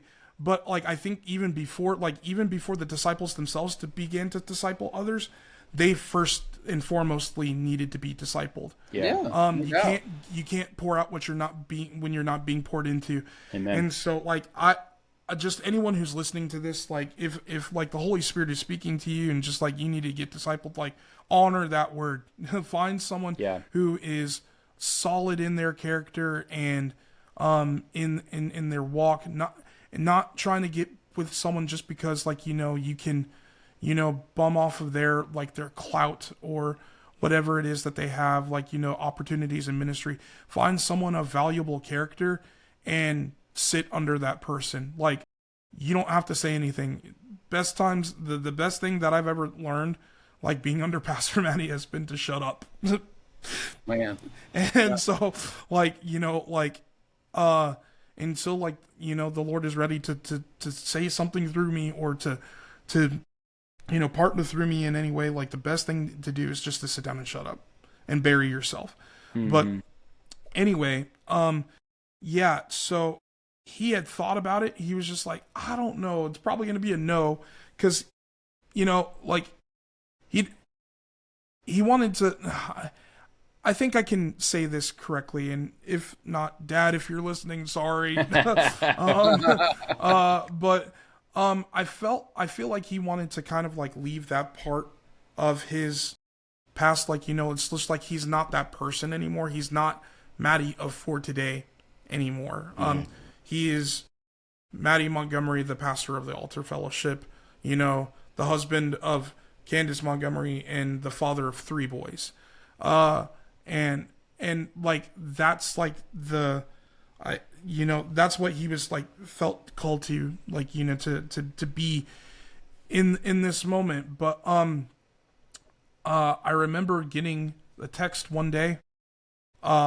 I was at our worship pastor's house dropping off something, And I get this text and he's just like, I thought about it. I would be honored to do it. And I was just like, no way. This is awesome. Insane. And so we recorded his part with my friend Aaron Knott at another friend of mine's studio. His name is Gabe Wilson. Two people that you won't know their names, but you would know everything that they've done. Especially if you're in the charismatic Pentecostal or maybe even just general CCM stream. These two guys, like they're the ones who do all of John Mark McMillan's albums. And like they've written for Bethel and all of those that whole circle. We recorded his part, and I'm just like sitting there in just like shock and awe, because I'm just like, this is what it must have been like when he was doing like albums like Breaker and Ecclesia and like, you know, all this other stuff. And so I'm just sitting there like recording like little tidbits or whatever behind him on the drum set. And I was so happy. But it also meant the world to me that he would even agree to be on it, because what he told me afterwards, and I had no idea about this, 777, as we call it in short, is written from Revelation 4 and 5. And I didn't know this about Pastor Matty, but those are his favorite passages of Scripture. Wow. Those two specifically, like his all-time favorite passages of Scripture. And so it was just like, it just meant even more that he would like tell me that, but that not only that he would be a part of that, but then also that it could kind of be the legacy for maybe even like correcting some of the thoughts that have been instilled in the Christian metal scene due to like songs like Devastator. And so it was just incredible. I'll never forget that moment ever. So yeah, that's cool. One thing you were talking about earlier is just the terribleness of God, and we're going to talk about Sean Jonas in just a second, by the way. But I know one thing that I've said a lot, because there's been such criticism with Christian metal as a whole, and I think a lot of things that Christians have criticized is the vocals for a lot of bands, especially, you know, now it's just more popular just because, you know, it's more people listening to it. But right, there's those arguments still exist, you know, the vocals, whatever. And I think that people, you know, I've seen people refer to Kings, like, you know, when Elijah was in the cave and he heard the still small voice, he thought God was going to be in the earthquake and the wind and the hurricane or whatever, but he was in the still small voice. And a lot of times people tend to think that because they see that passage there, that's the only way God speaks. But, you know, if you look at Exodus 20, for example, you know, it's thunderings and lightnings. And all that. And even in Revelation 1, you know, it's the sound of many waters, you know? Yeah. So, you know, God speaks in all kind of ways. So he does. Amen. And even to people who might be, which I don't think they would be, but like to people, actually, let me say this to people who argue with people like who are just like, this is demonic, blah blah blah blah blah. Like, you know, like there was recently even that one video of the guy, you know, essentially like, you know, just saying like what Bloodlines was doing was demonic and everything. I know that you're talking about. Here's the thing: stop arguing with those people. Like, it's not doing you any good, and it's just it's low-hanging fruit. And the reason why I say that is because, like, you might feel like you need to defend, like, what God is doing in the metal scene, and it's just like, you don't need to. Like, a lion has no need to defend itself. All you got to do is just let it out of its cage, and it can defend itself. But also, like, there's a person, his name is Watchman Nee. He wrote a book called Spiritual Authority. And he said this, and it's impacted my life forever. He said this, that those who defend themselves do not know God. Like, and what he was saying is to let God vindicate you, let God defend you. you don't need to defend yourself in front of like, you know, your accusers or whatever. I mean, even Jesus didn't. You know, he, as a lamb before its shears, he opened not his mouth. He stayed silent. But also, like, a lot of people, you know, like, they're going to ridicule and criticize things that they don't understand. And for some, like, there's pastors like John Hagee, who I don't necessarily agree with, like, a lot of his theology. Yeah. But he has said time and time again, like, he doesn't believe in the existence of Christian rock because it's like, how could a sound that's like evil and like all this other stuff, you know, it's right there. How do you not believe in it? Right. Well, like, he doesn't believe that it could be Christian. And here's my thing is that he's probably right. In his experience, he has probably never seen a band that has claimed to be Christian that is also playing rock or metal or whatever act in a way that is that is in line or according to the scriptures. Yeah. And so it's just like, if you want to change someone's mind, it's not your words or your speech that's going to be the thing or the catalyst in changing a heart or a mind. It's going to be your actions. It's going to be you being able to keep yourself above reproach. It's going to be you, you know, being a person of character. Because honestly, with what I see a lot within the Christian metal and hardcore scene has been the opposite of that. I see a lot of arrogance. I see a lot of pride. I see a lot of like gatekeeping, all sorts of stuff. And even just division, like so much division, like, you know, like, oh, if you don't like this band, blah, blah, blah, blah, blah, and all this other stuff and this elitist, you know, crap or whatever. It's just like, let people like what they like, you know, like, I don't really care much for some of the bands, you know, and that's fine. You know, it's like, but like how Jesus said that, like, they will know you are my disciples by the way that you love one another, specifically like those that are within the body. And so it's just like, if we want people, especially our own brothers and sisters, like who are not, you know, who are completely against like the whole metal and hardcore thing in Christianity, if we actually want them to see, like, you know, like that God can actually partner with this and use it for his glory, like, it's going to be on us by the way, and our responsibility by the way that we treat one another and talk to one another. And most of the time it ain't it. So. This is good. This has been my message to Christians overall in 2025, because I've seen a lot of Christians just, it's almost like they want to be defined by what they hate rather than who they love. Right.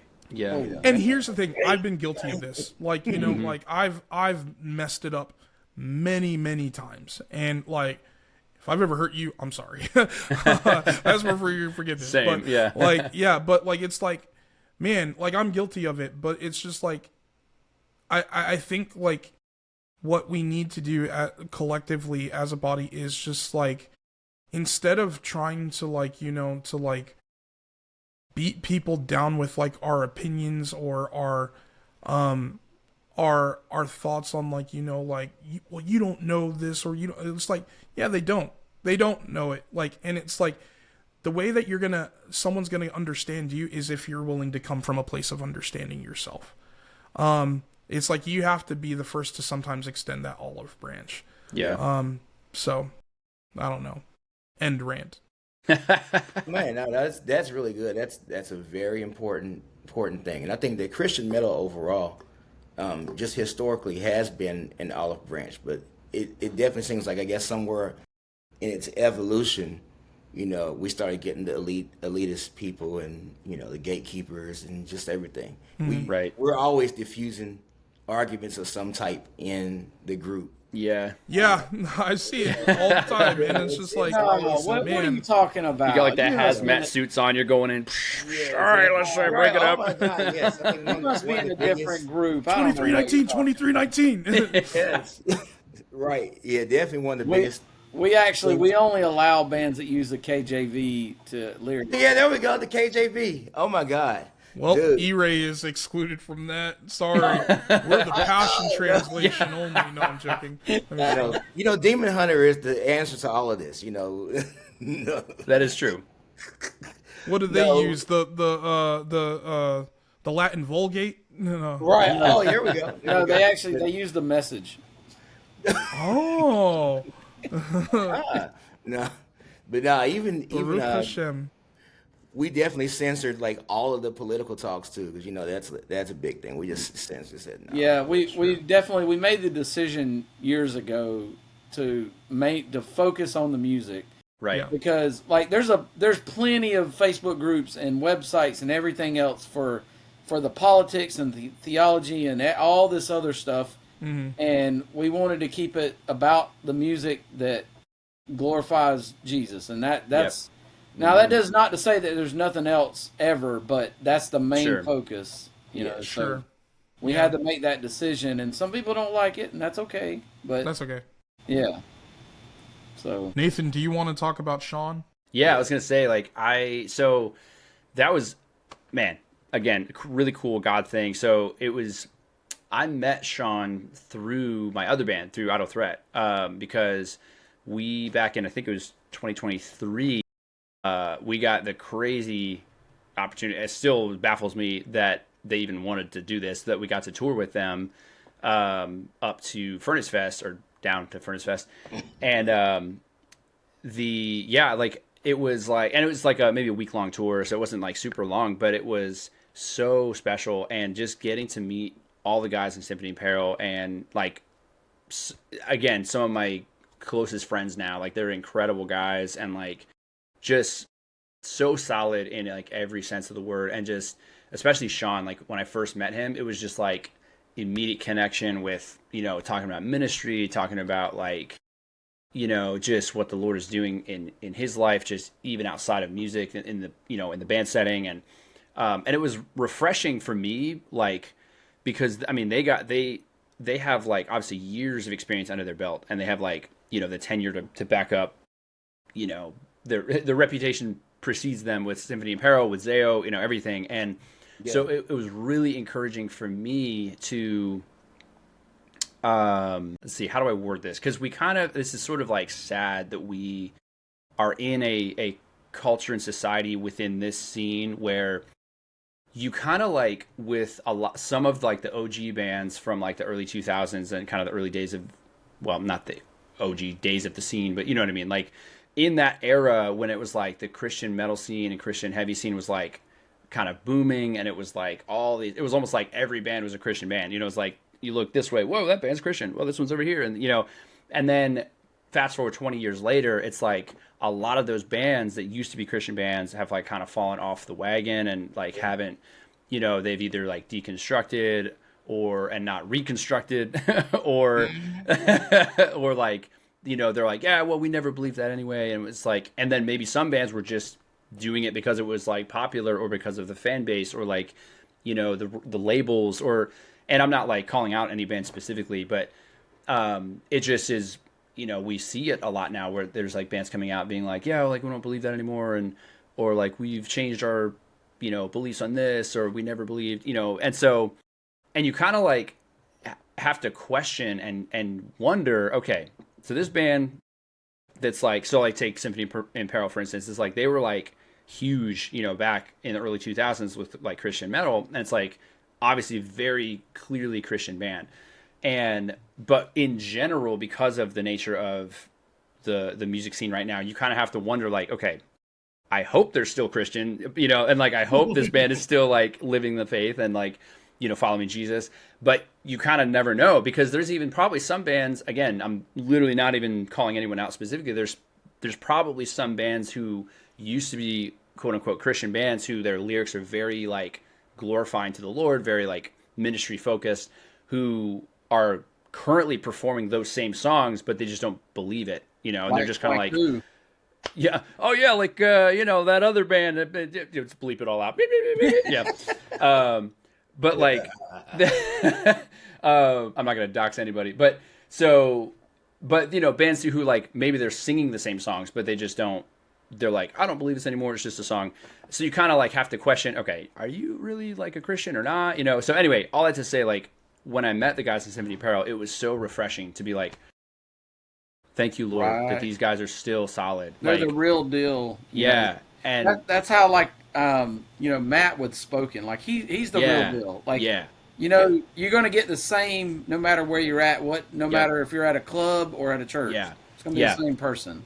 Absolutely. And again, it's like even the people who have walked away from it, their faith within the scene and within the music scene, it's like I love every single one of them. So the ones I know personally, like so deeply, and even the ones I don't know, I love, in Christ. And it's like I long to see them come back. It's not like a hate, like, oh, how could you blah, blah, blah, blah, blah thing. It's like I am praying for them and like longing for them to like, come back to like basically come back home,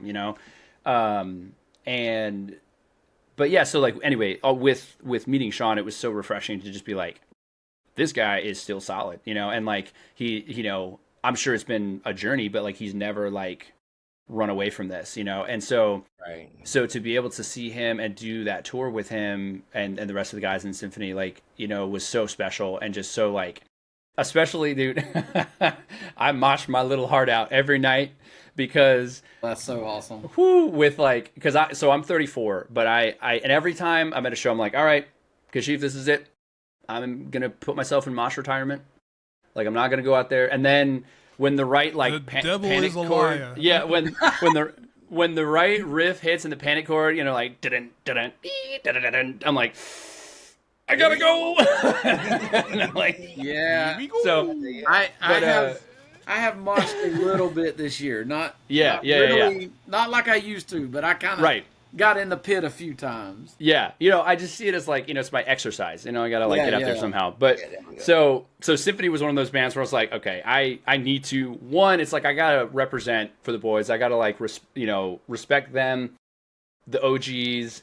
Still faith filled, spirit filled, and especially the like stiletto though, that breakdown. Like it's iconic first off, but then because of the drive-by mosh like YouTube video, like that video is so iconic, and the fact that it was like, this is the song that was used in that, and I'm hearing it live. Like I have to drive by mosh right now. Do y'all know the video that he's talking about?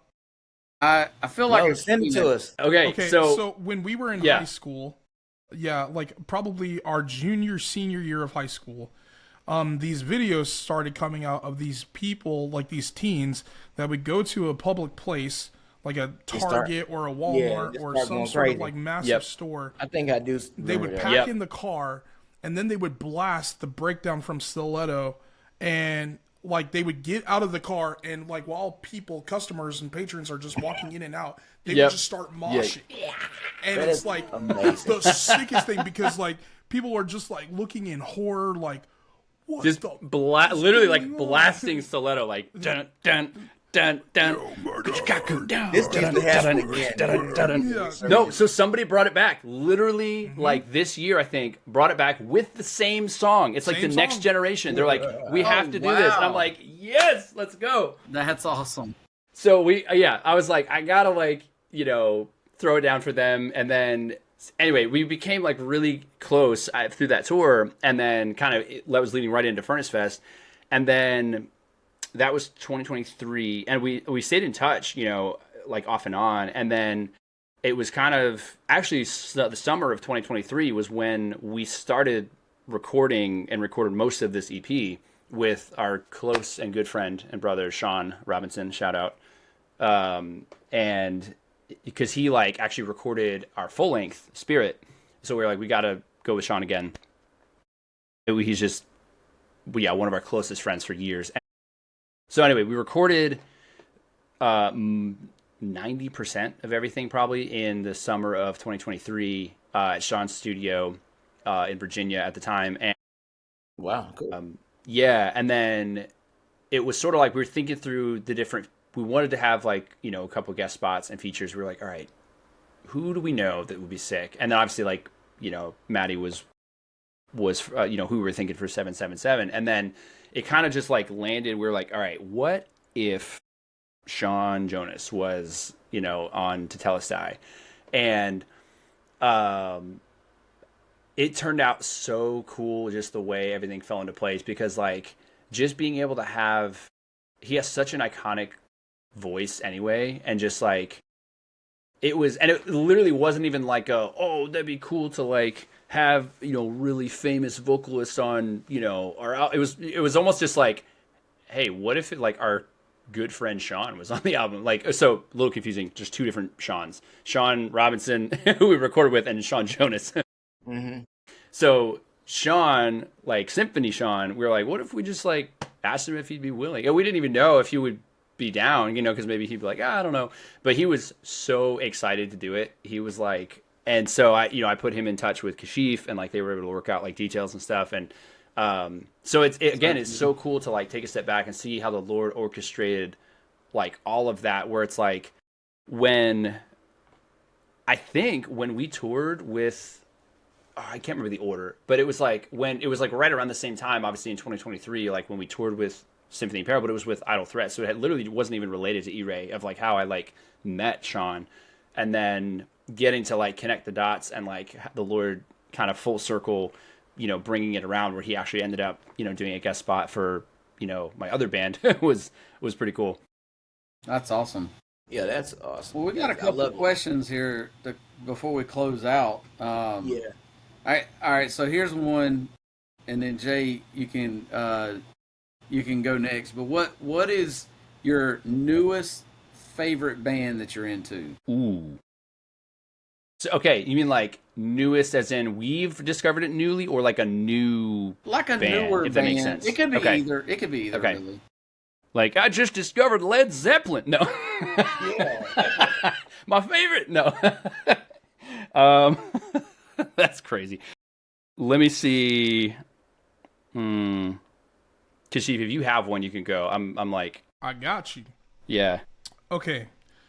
I think I'm gonna give you two. Okay.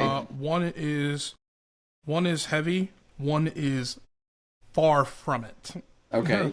But the heavy band that I'll give you is a band called From Joy. Okay. They are from Houston, Texas.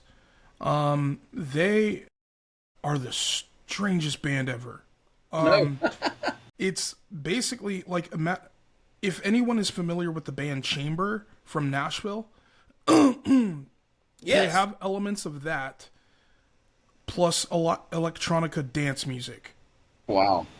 It's so strange, but it works so well. Interesting. And it's like, I don't know. I've just been like enamored by the stuff that they're coming out with, and I'm just like, what is this? And so I don't know. It's just the coolest thing that I've ever heard. That I'm just like, oh, that's like a cool two-step part. Wait, where did that dance part come from? And so, they're really sick, and I love like the titles of their songs. Like they usually name them after some like Greek deity or something from Greek mythology.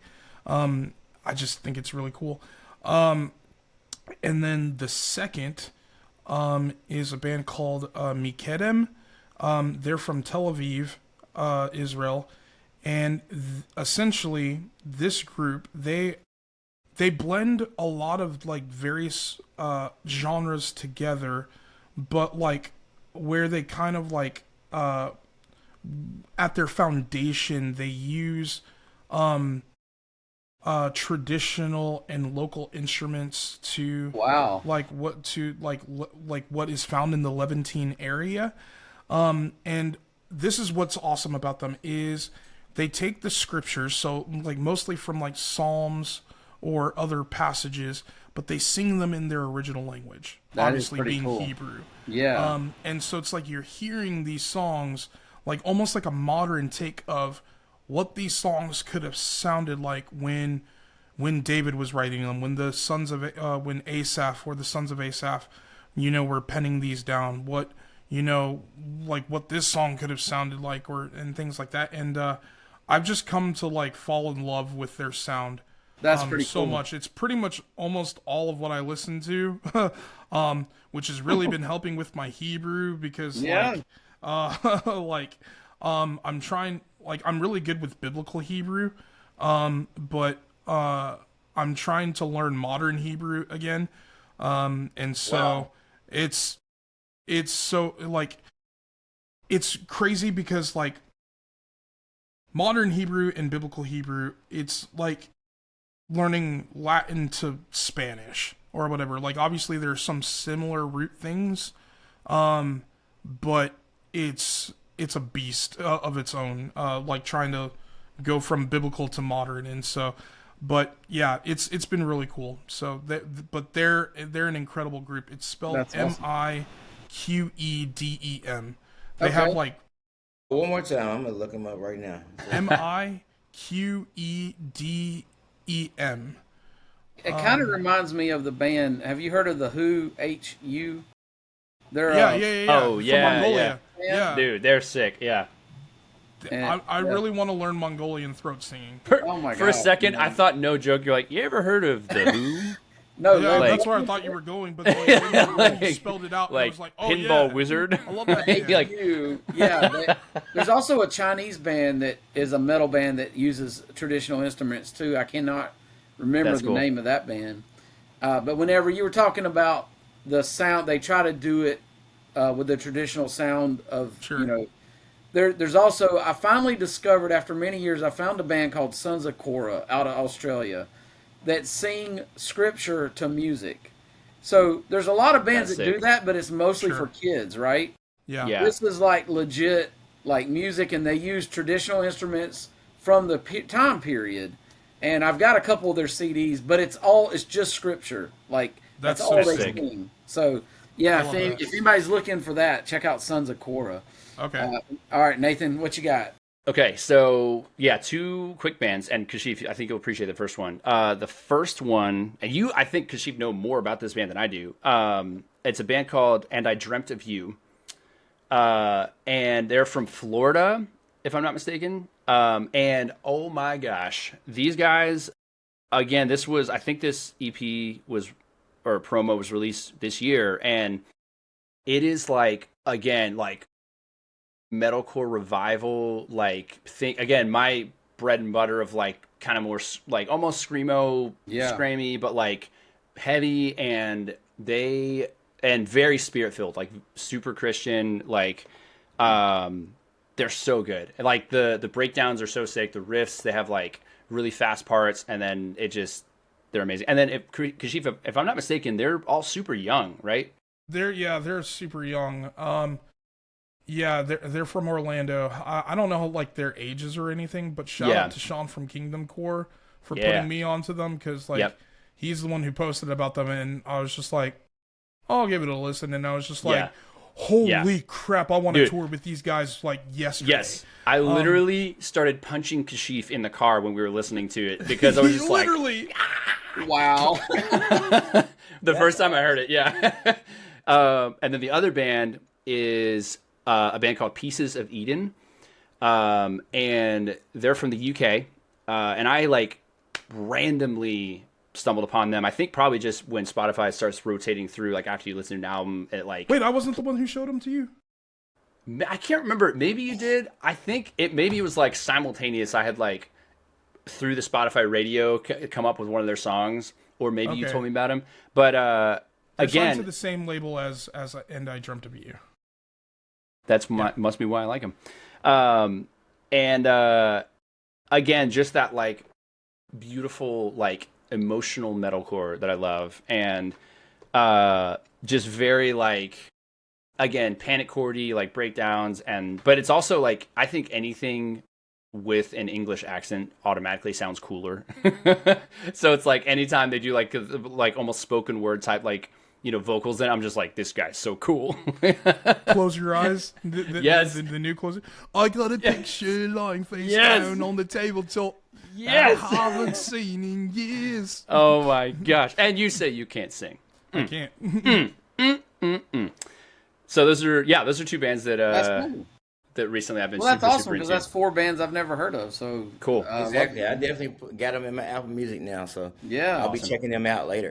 Yeah. So, yeah. And because we were mentioning old Under Oath from before, and I Dreamt of You, that name comes from an old Under Oath song. Oh, I don't think I knew that.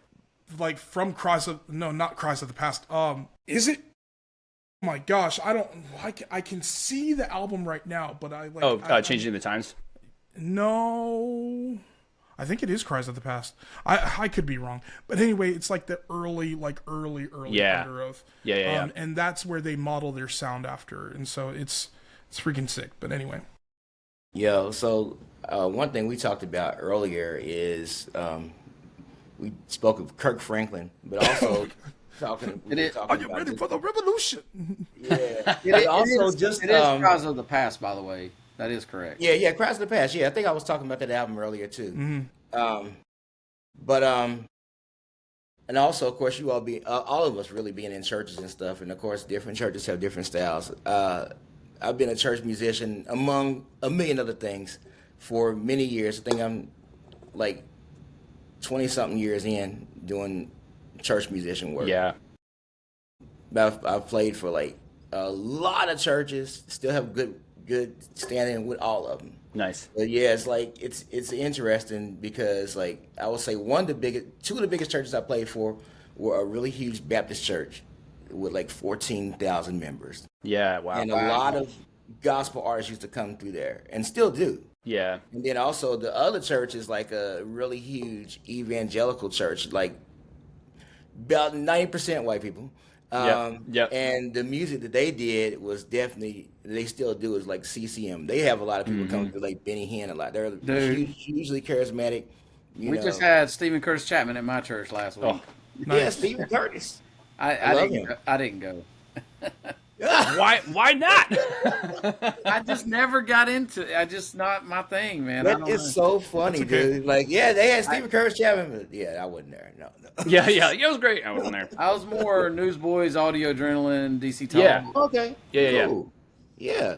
But there's definitely a strange relationship, and of course, like the first rock songs were Negro spirituals, of course, that were like, played with distorted guitar. Yeah.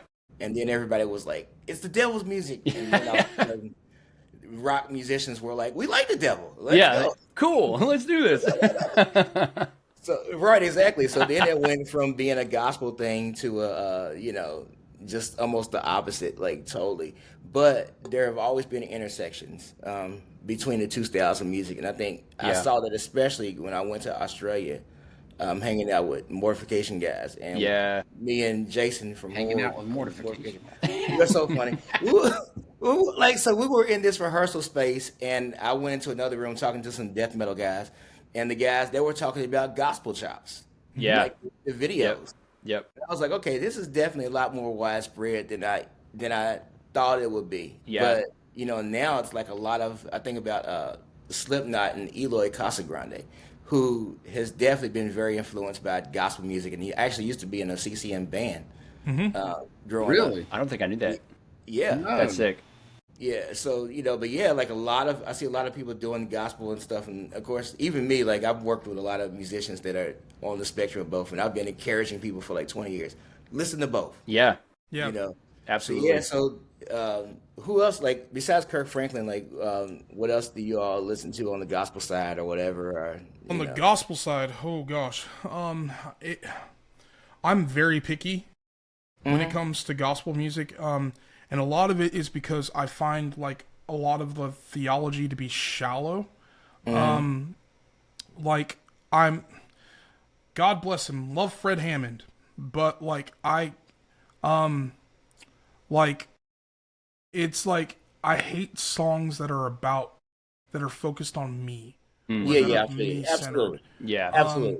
And I think that there's a place where, like, where it's like you're talking about yourself and juxtapositioned it with who God is and things like that. I think that's all well and good, but if it's always talking about, like, this is who I am, or I'm going to get my blessing, or like what's that one song? It's a great song. Like, I can feel the presence of that's the Lord. That's Kurt Carr. The presence of the Lord is here. Yeah, right? Presence of the Lord is here. And it's like, that's an amazing when song. did worshiping God become anything about you becoming or getting anything good? Like Yeah. that I think song it has irks the living mess out of me. that is so funny. I think it's the prosperity gospel. A lot of Yeah. people really And like a lot started. of gospel has been steeped in that, and Mm-hmm. unfortunately, but I think like artists that I really really like honor and love dearly within the gospel realm are guys like William McDowell. Yeah. That man, oh my gosh, what a man of like Mm-hmm. character and integrity, and who actually like aren't just gifted but like is actually anointed. Yeah. Love him. I love Phil Thompson. He's an incredible gospel worship artist. Man, so this group is like they're not like super like they have elements of gospel to them, but they're not like super like like just flat out gospel. But it's a group called Black Voices Movement. Okay. They're from a group called Circuit Riders, which is led by a lady named Lindy Coffer.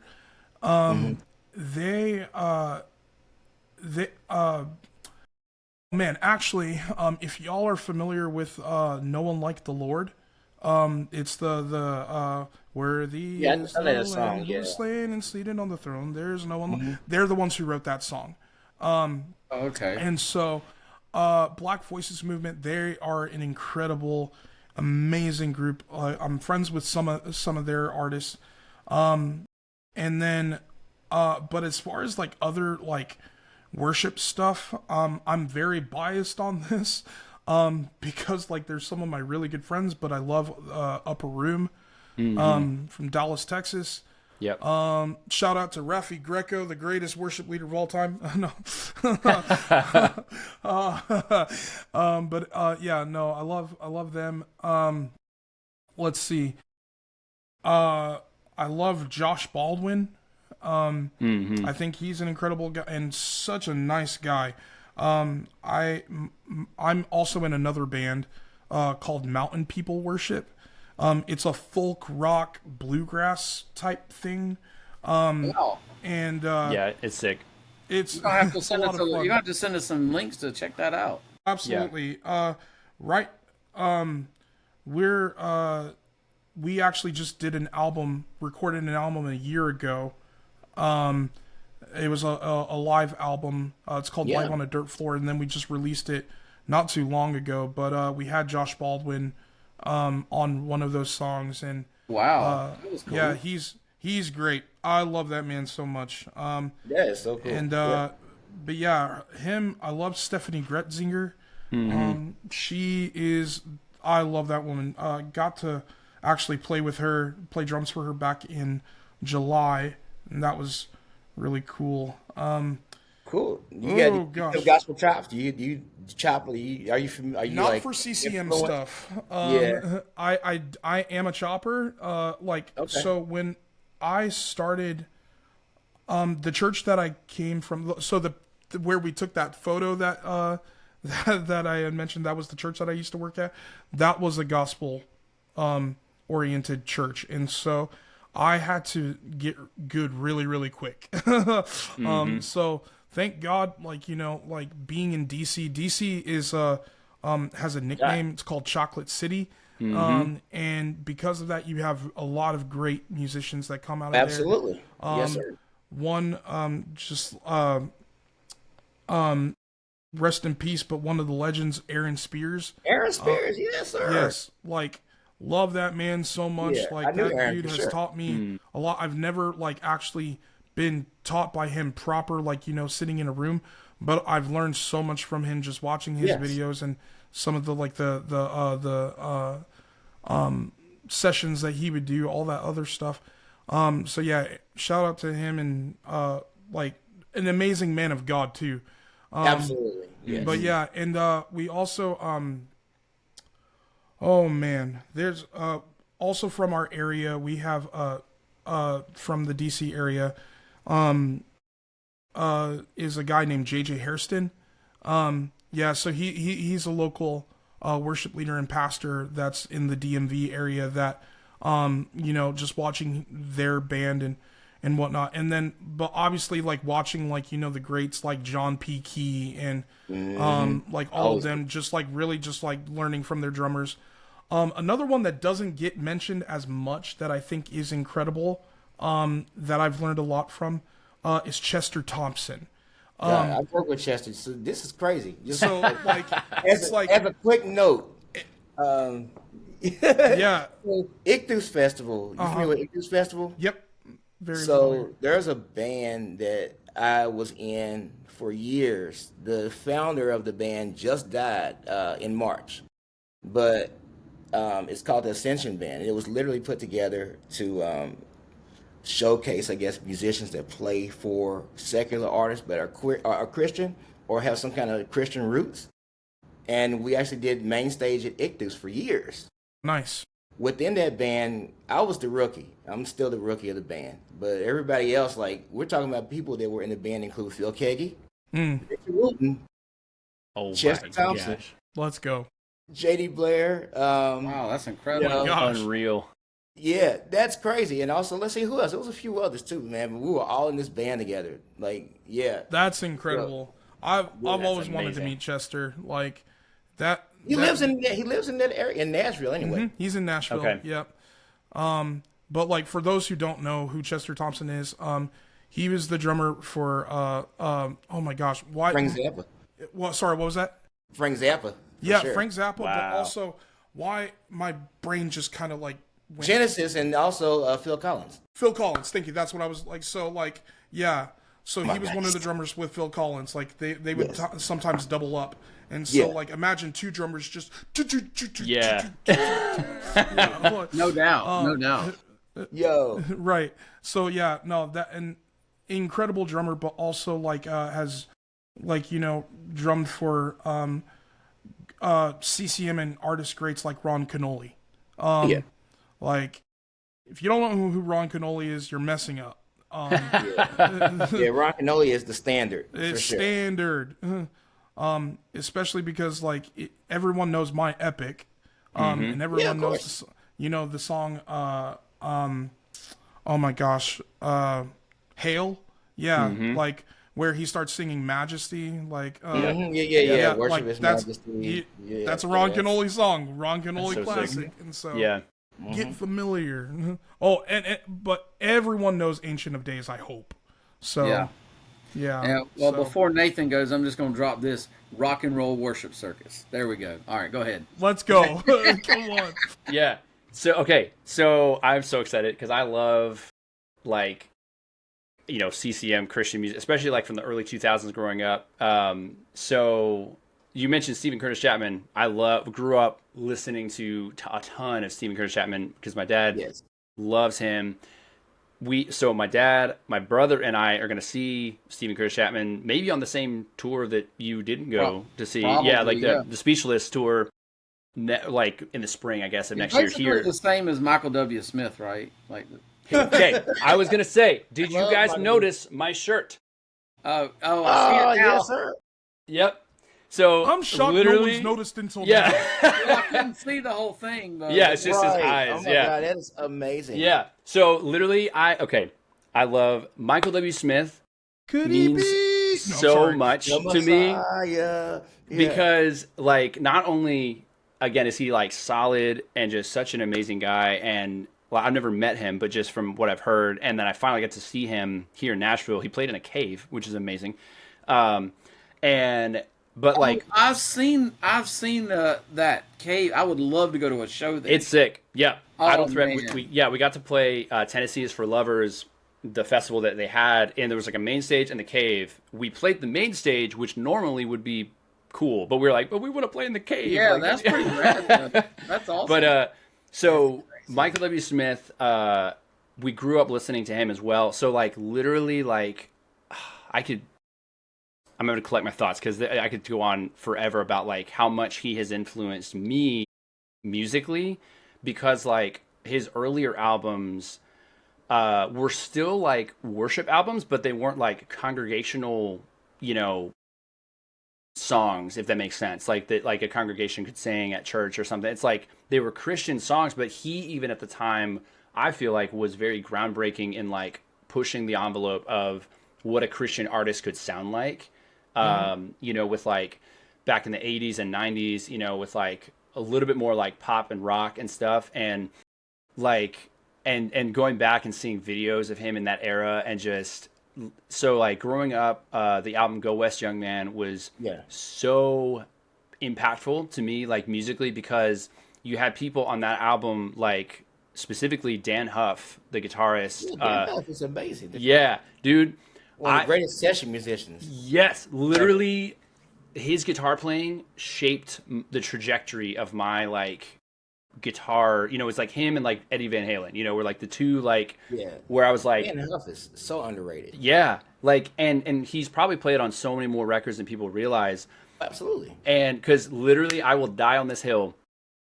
In my opinion, the greatest guitar solo of all time is in Place in This World.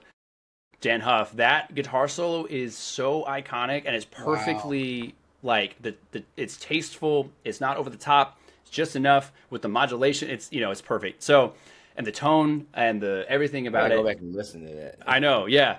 And so that was like not only like spiritually influential, but also again musically growing up, because both my parents loved, you know, listening to Stephen Curtis Chapman, Michael W. Smith, and so like.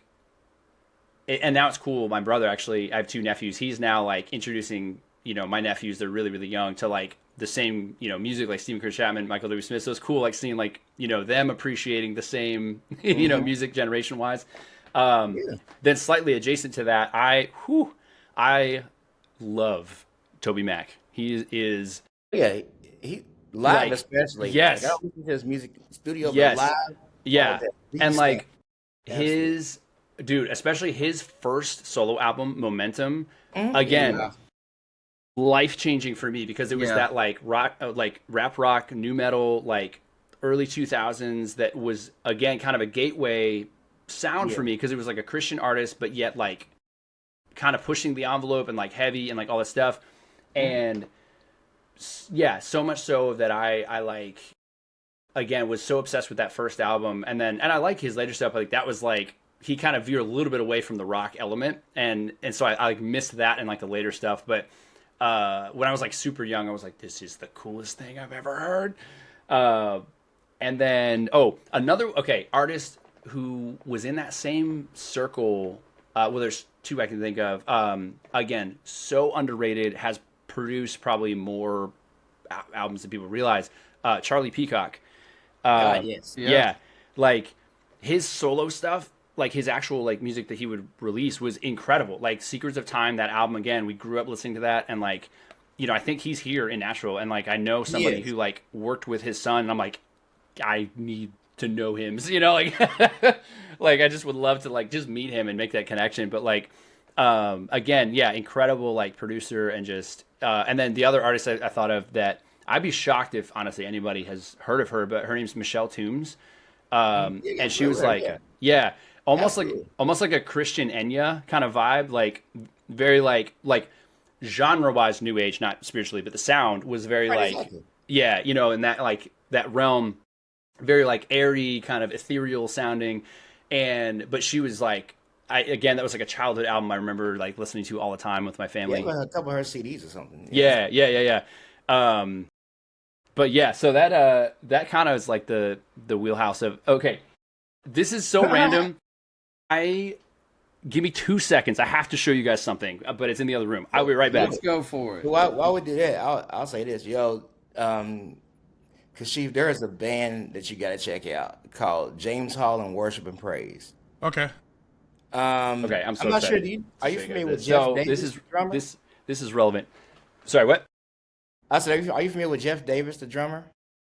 The name sounds familiar. I'm not sure. Yeah, he died a few years ago too. I remember seeing him at NAMM a few years ago. Okay. And, he was, he was a killer drummer. He played for them. But anyway, they're top-notch musicians. They kind of are gospel music, but with progressive goth influences.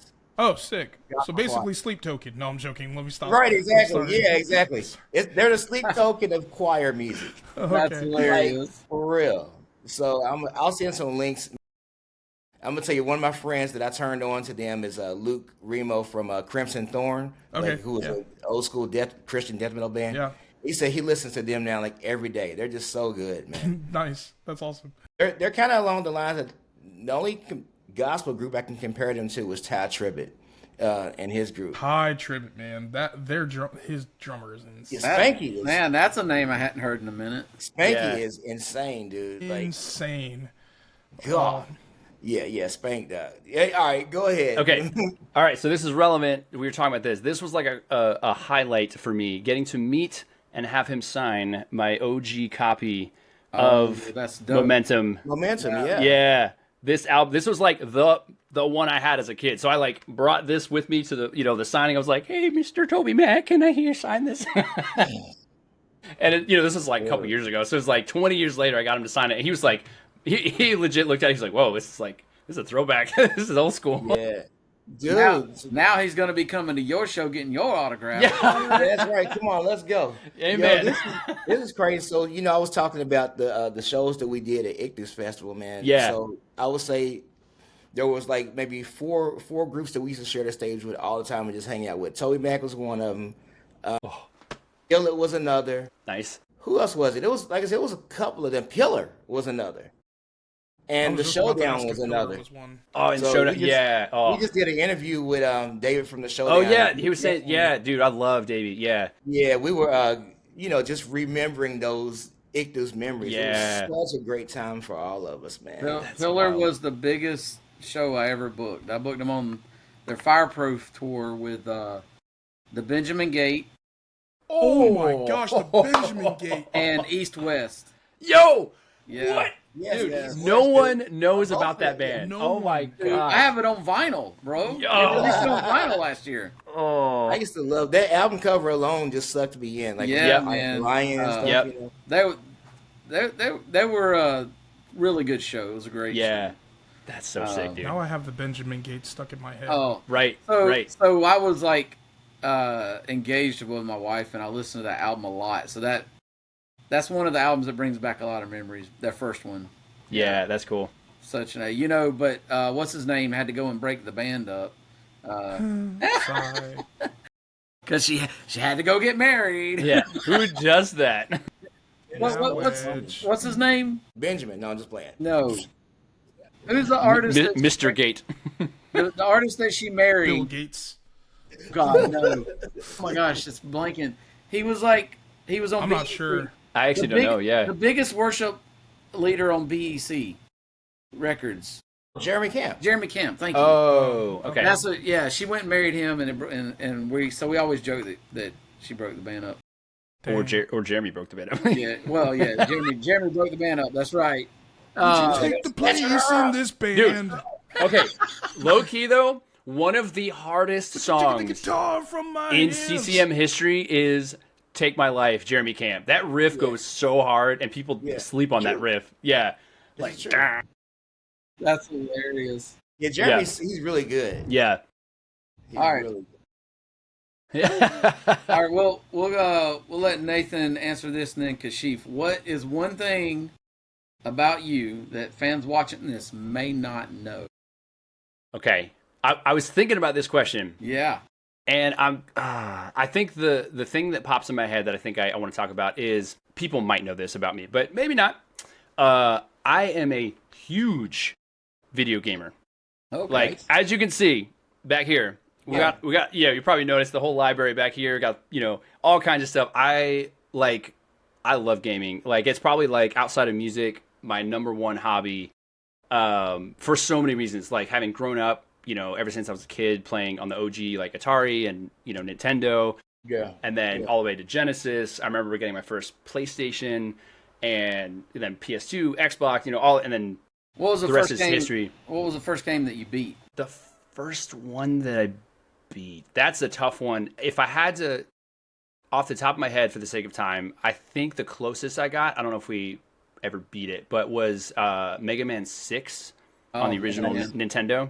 Mega Man. Yeah, which those, I was like born and bred and raised in gaming when it was like hard and like when there was no mercy on these games where it's like, because now it's like, oh, you can save, you can do a checkpoint, and it's like, oh no, that's great, yeah, yes, This is the first one let's go. that I remember beating.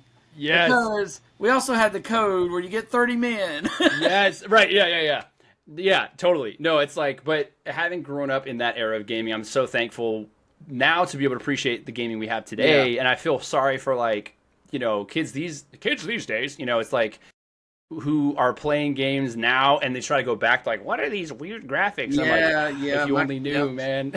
Yeah. But I love gaming because again, I kind of like view every aspect of my life through like a ministry lens, and so even getting to, as crazy as it sounds, getting to like minister to people through gaming is so cool because like, so nice. During the pandemic and 2020 when, a lot of us had like extra time kind of on our hands and stuff, I was like, you know what? I want to try just like streaming on Twitch and just see what happens, and so I started streaming, and even that's a whole nother conversation of what God did there. But the Lord used that, to be able to like minister to people and reach people as they're like watching the stream. And, I could like pray for people on stream and just really cool stuff. We were able to raise money for like a sort of charity. It was a personal friend of mine who, was going through a really rough time. So we like literally all this cool stuff we were able to do.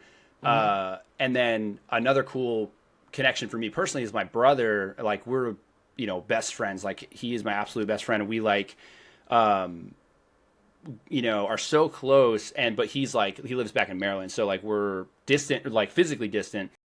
And so one way we're able to like connect and stay in touch is through like gaming. And so we literally are able to just like hop on, at night and just like catch up and play games and stuff. And it's a cool way that we can like stay in the loop with each other. Yeah, so that's probably like the again, it might be a little obvious that I'm a gamer, but that's no, that's cool. That's cool, man. That's to learn a little something about you. All right, Steve. This is a hard question because, I mean, if you don't know me, then you don't know me. Yeah. And if you know me, then you pretty much know me. Mm-hmm. Yeah. Gosh, there's a number of things. Like, okay, I don't know. Nathan, help me out.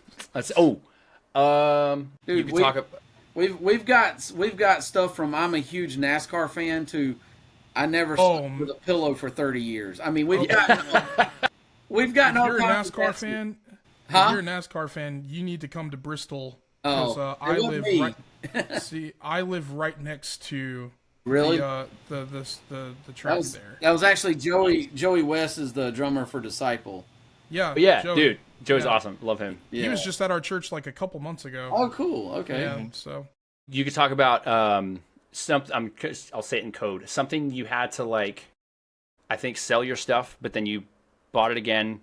And we challenged another band to a round of this if they were down to accept, and that you and I would take them out. Okay. Yeah. So for those, I'm a huge fan of paintball. Okay. Okay. Something I'm pretty decent at. Like people say that I'm like up there in like D3, D2. I don't agree with that, but I love paintball. It's something that that when I first got my stuff again, I was playing it for like probably like every couple weeks or so, but it's such an expensive sport. Yeah, no doubt. Like it's up there like, and that's another thing is there's two sports that I'm really, really good at. It's paintball and hockey, ice hockey. Nice. There you go. Yep. Interesting. Go Penguins. We have hockey rinks in Arizona when you're DC United.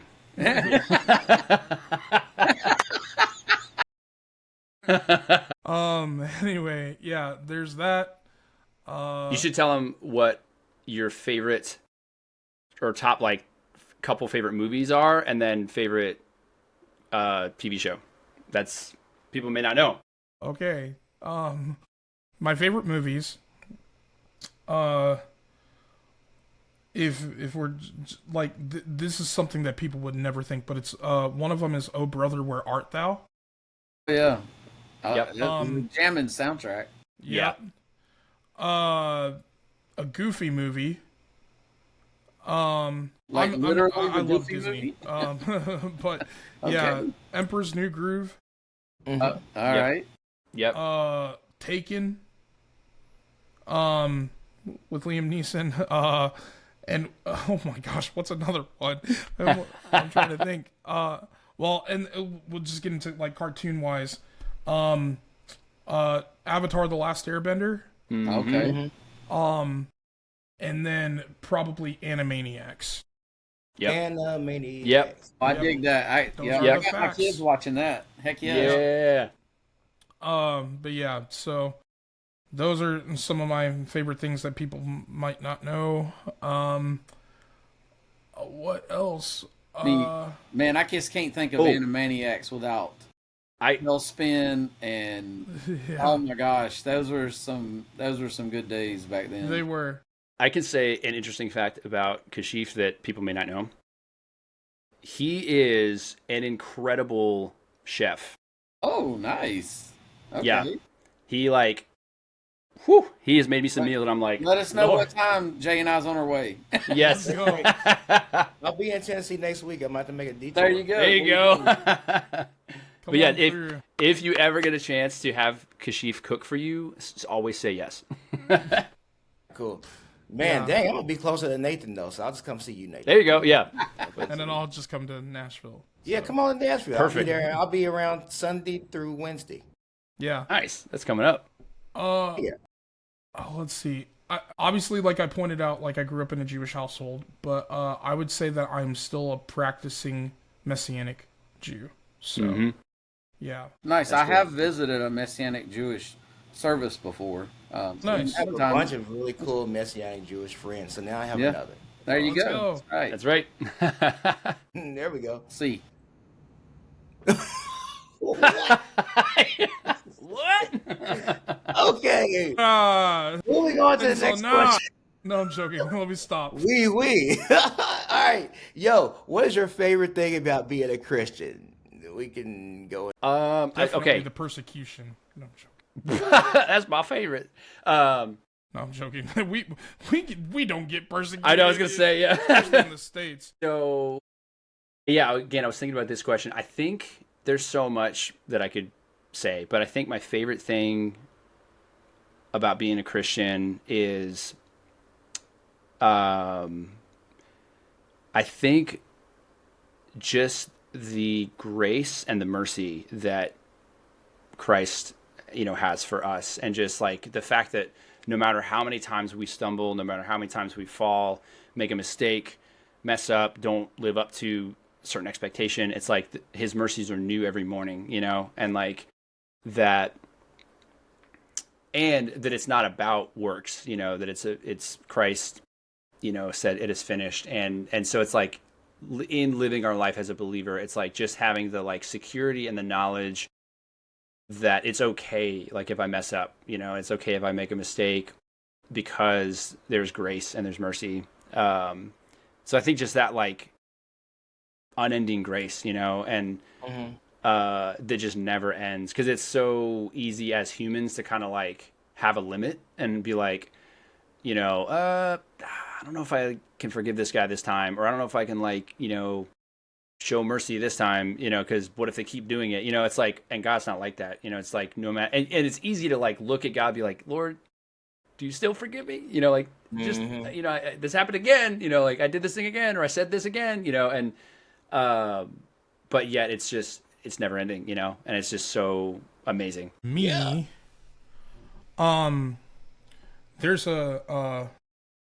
There's a question in the Westminster Catechism, in the shorter catechism, that says this, that asks the question, what is the chief end of man?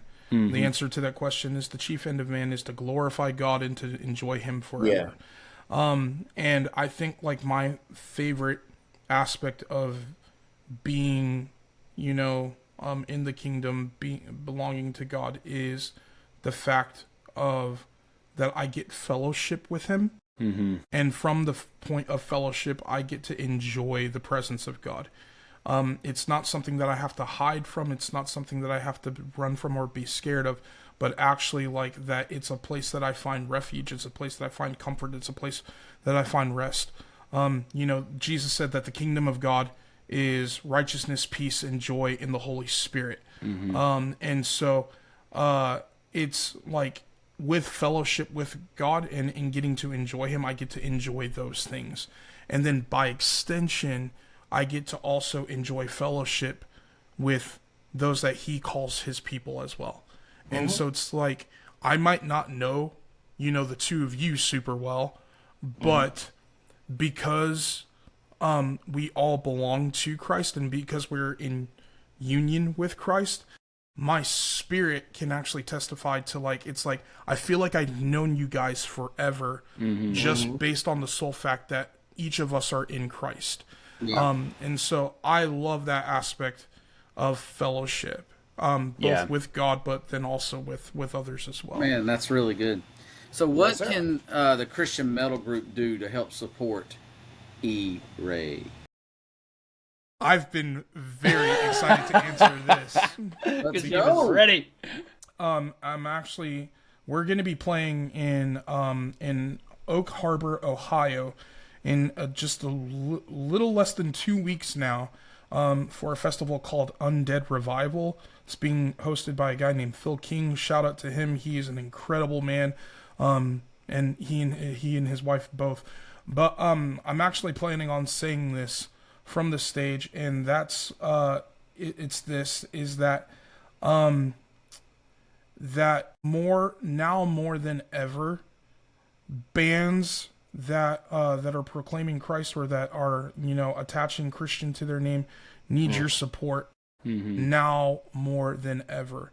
One of the things that made the scene great from the time of when Christian metal was getting popular to kind of its downfall was that it had a lot of support, not just in terms of buying the music or listening to the music, but in terms of attending the shows and the festivals.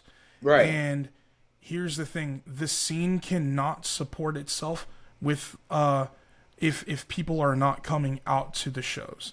Preaching that. That's right. Light went out, but anyway, all of that to say that this thing will not survive, this revival of Christian and spirit-filled hardcore. It's not going to survive unless if you guys actually come out to attend some of the shows. If a band is coming into your area and they're local or they're near you locally, please go out and support those bands. And here's the other thing is that the reason why you see this dissonance between bands and artists between Christians and non-Christians within the scene is because of the lack of people that are getting involved in their local scene. I think it's going to be so important for even if you don't necessarily some of the secular bands or things like that, it's going to be important that you get involved in your local scene. Because not only do we need peace between Christians and non-Christians,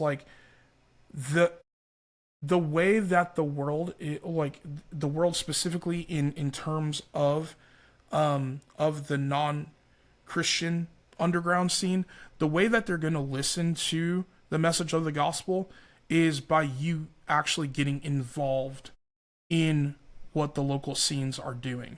And so I get that it might be a hostile place for people like us, who might have certain beliefs that don't agree with the rest of society or the rest of the world.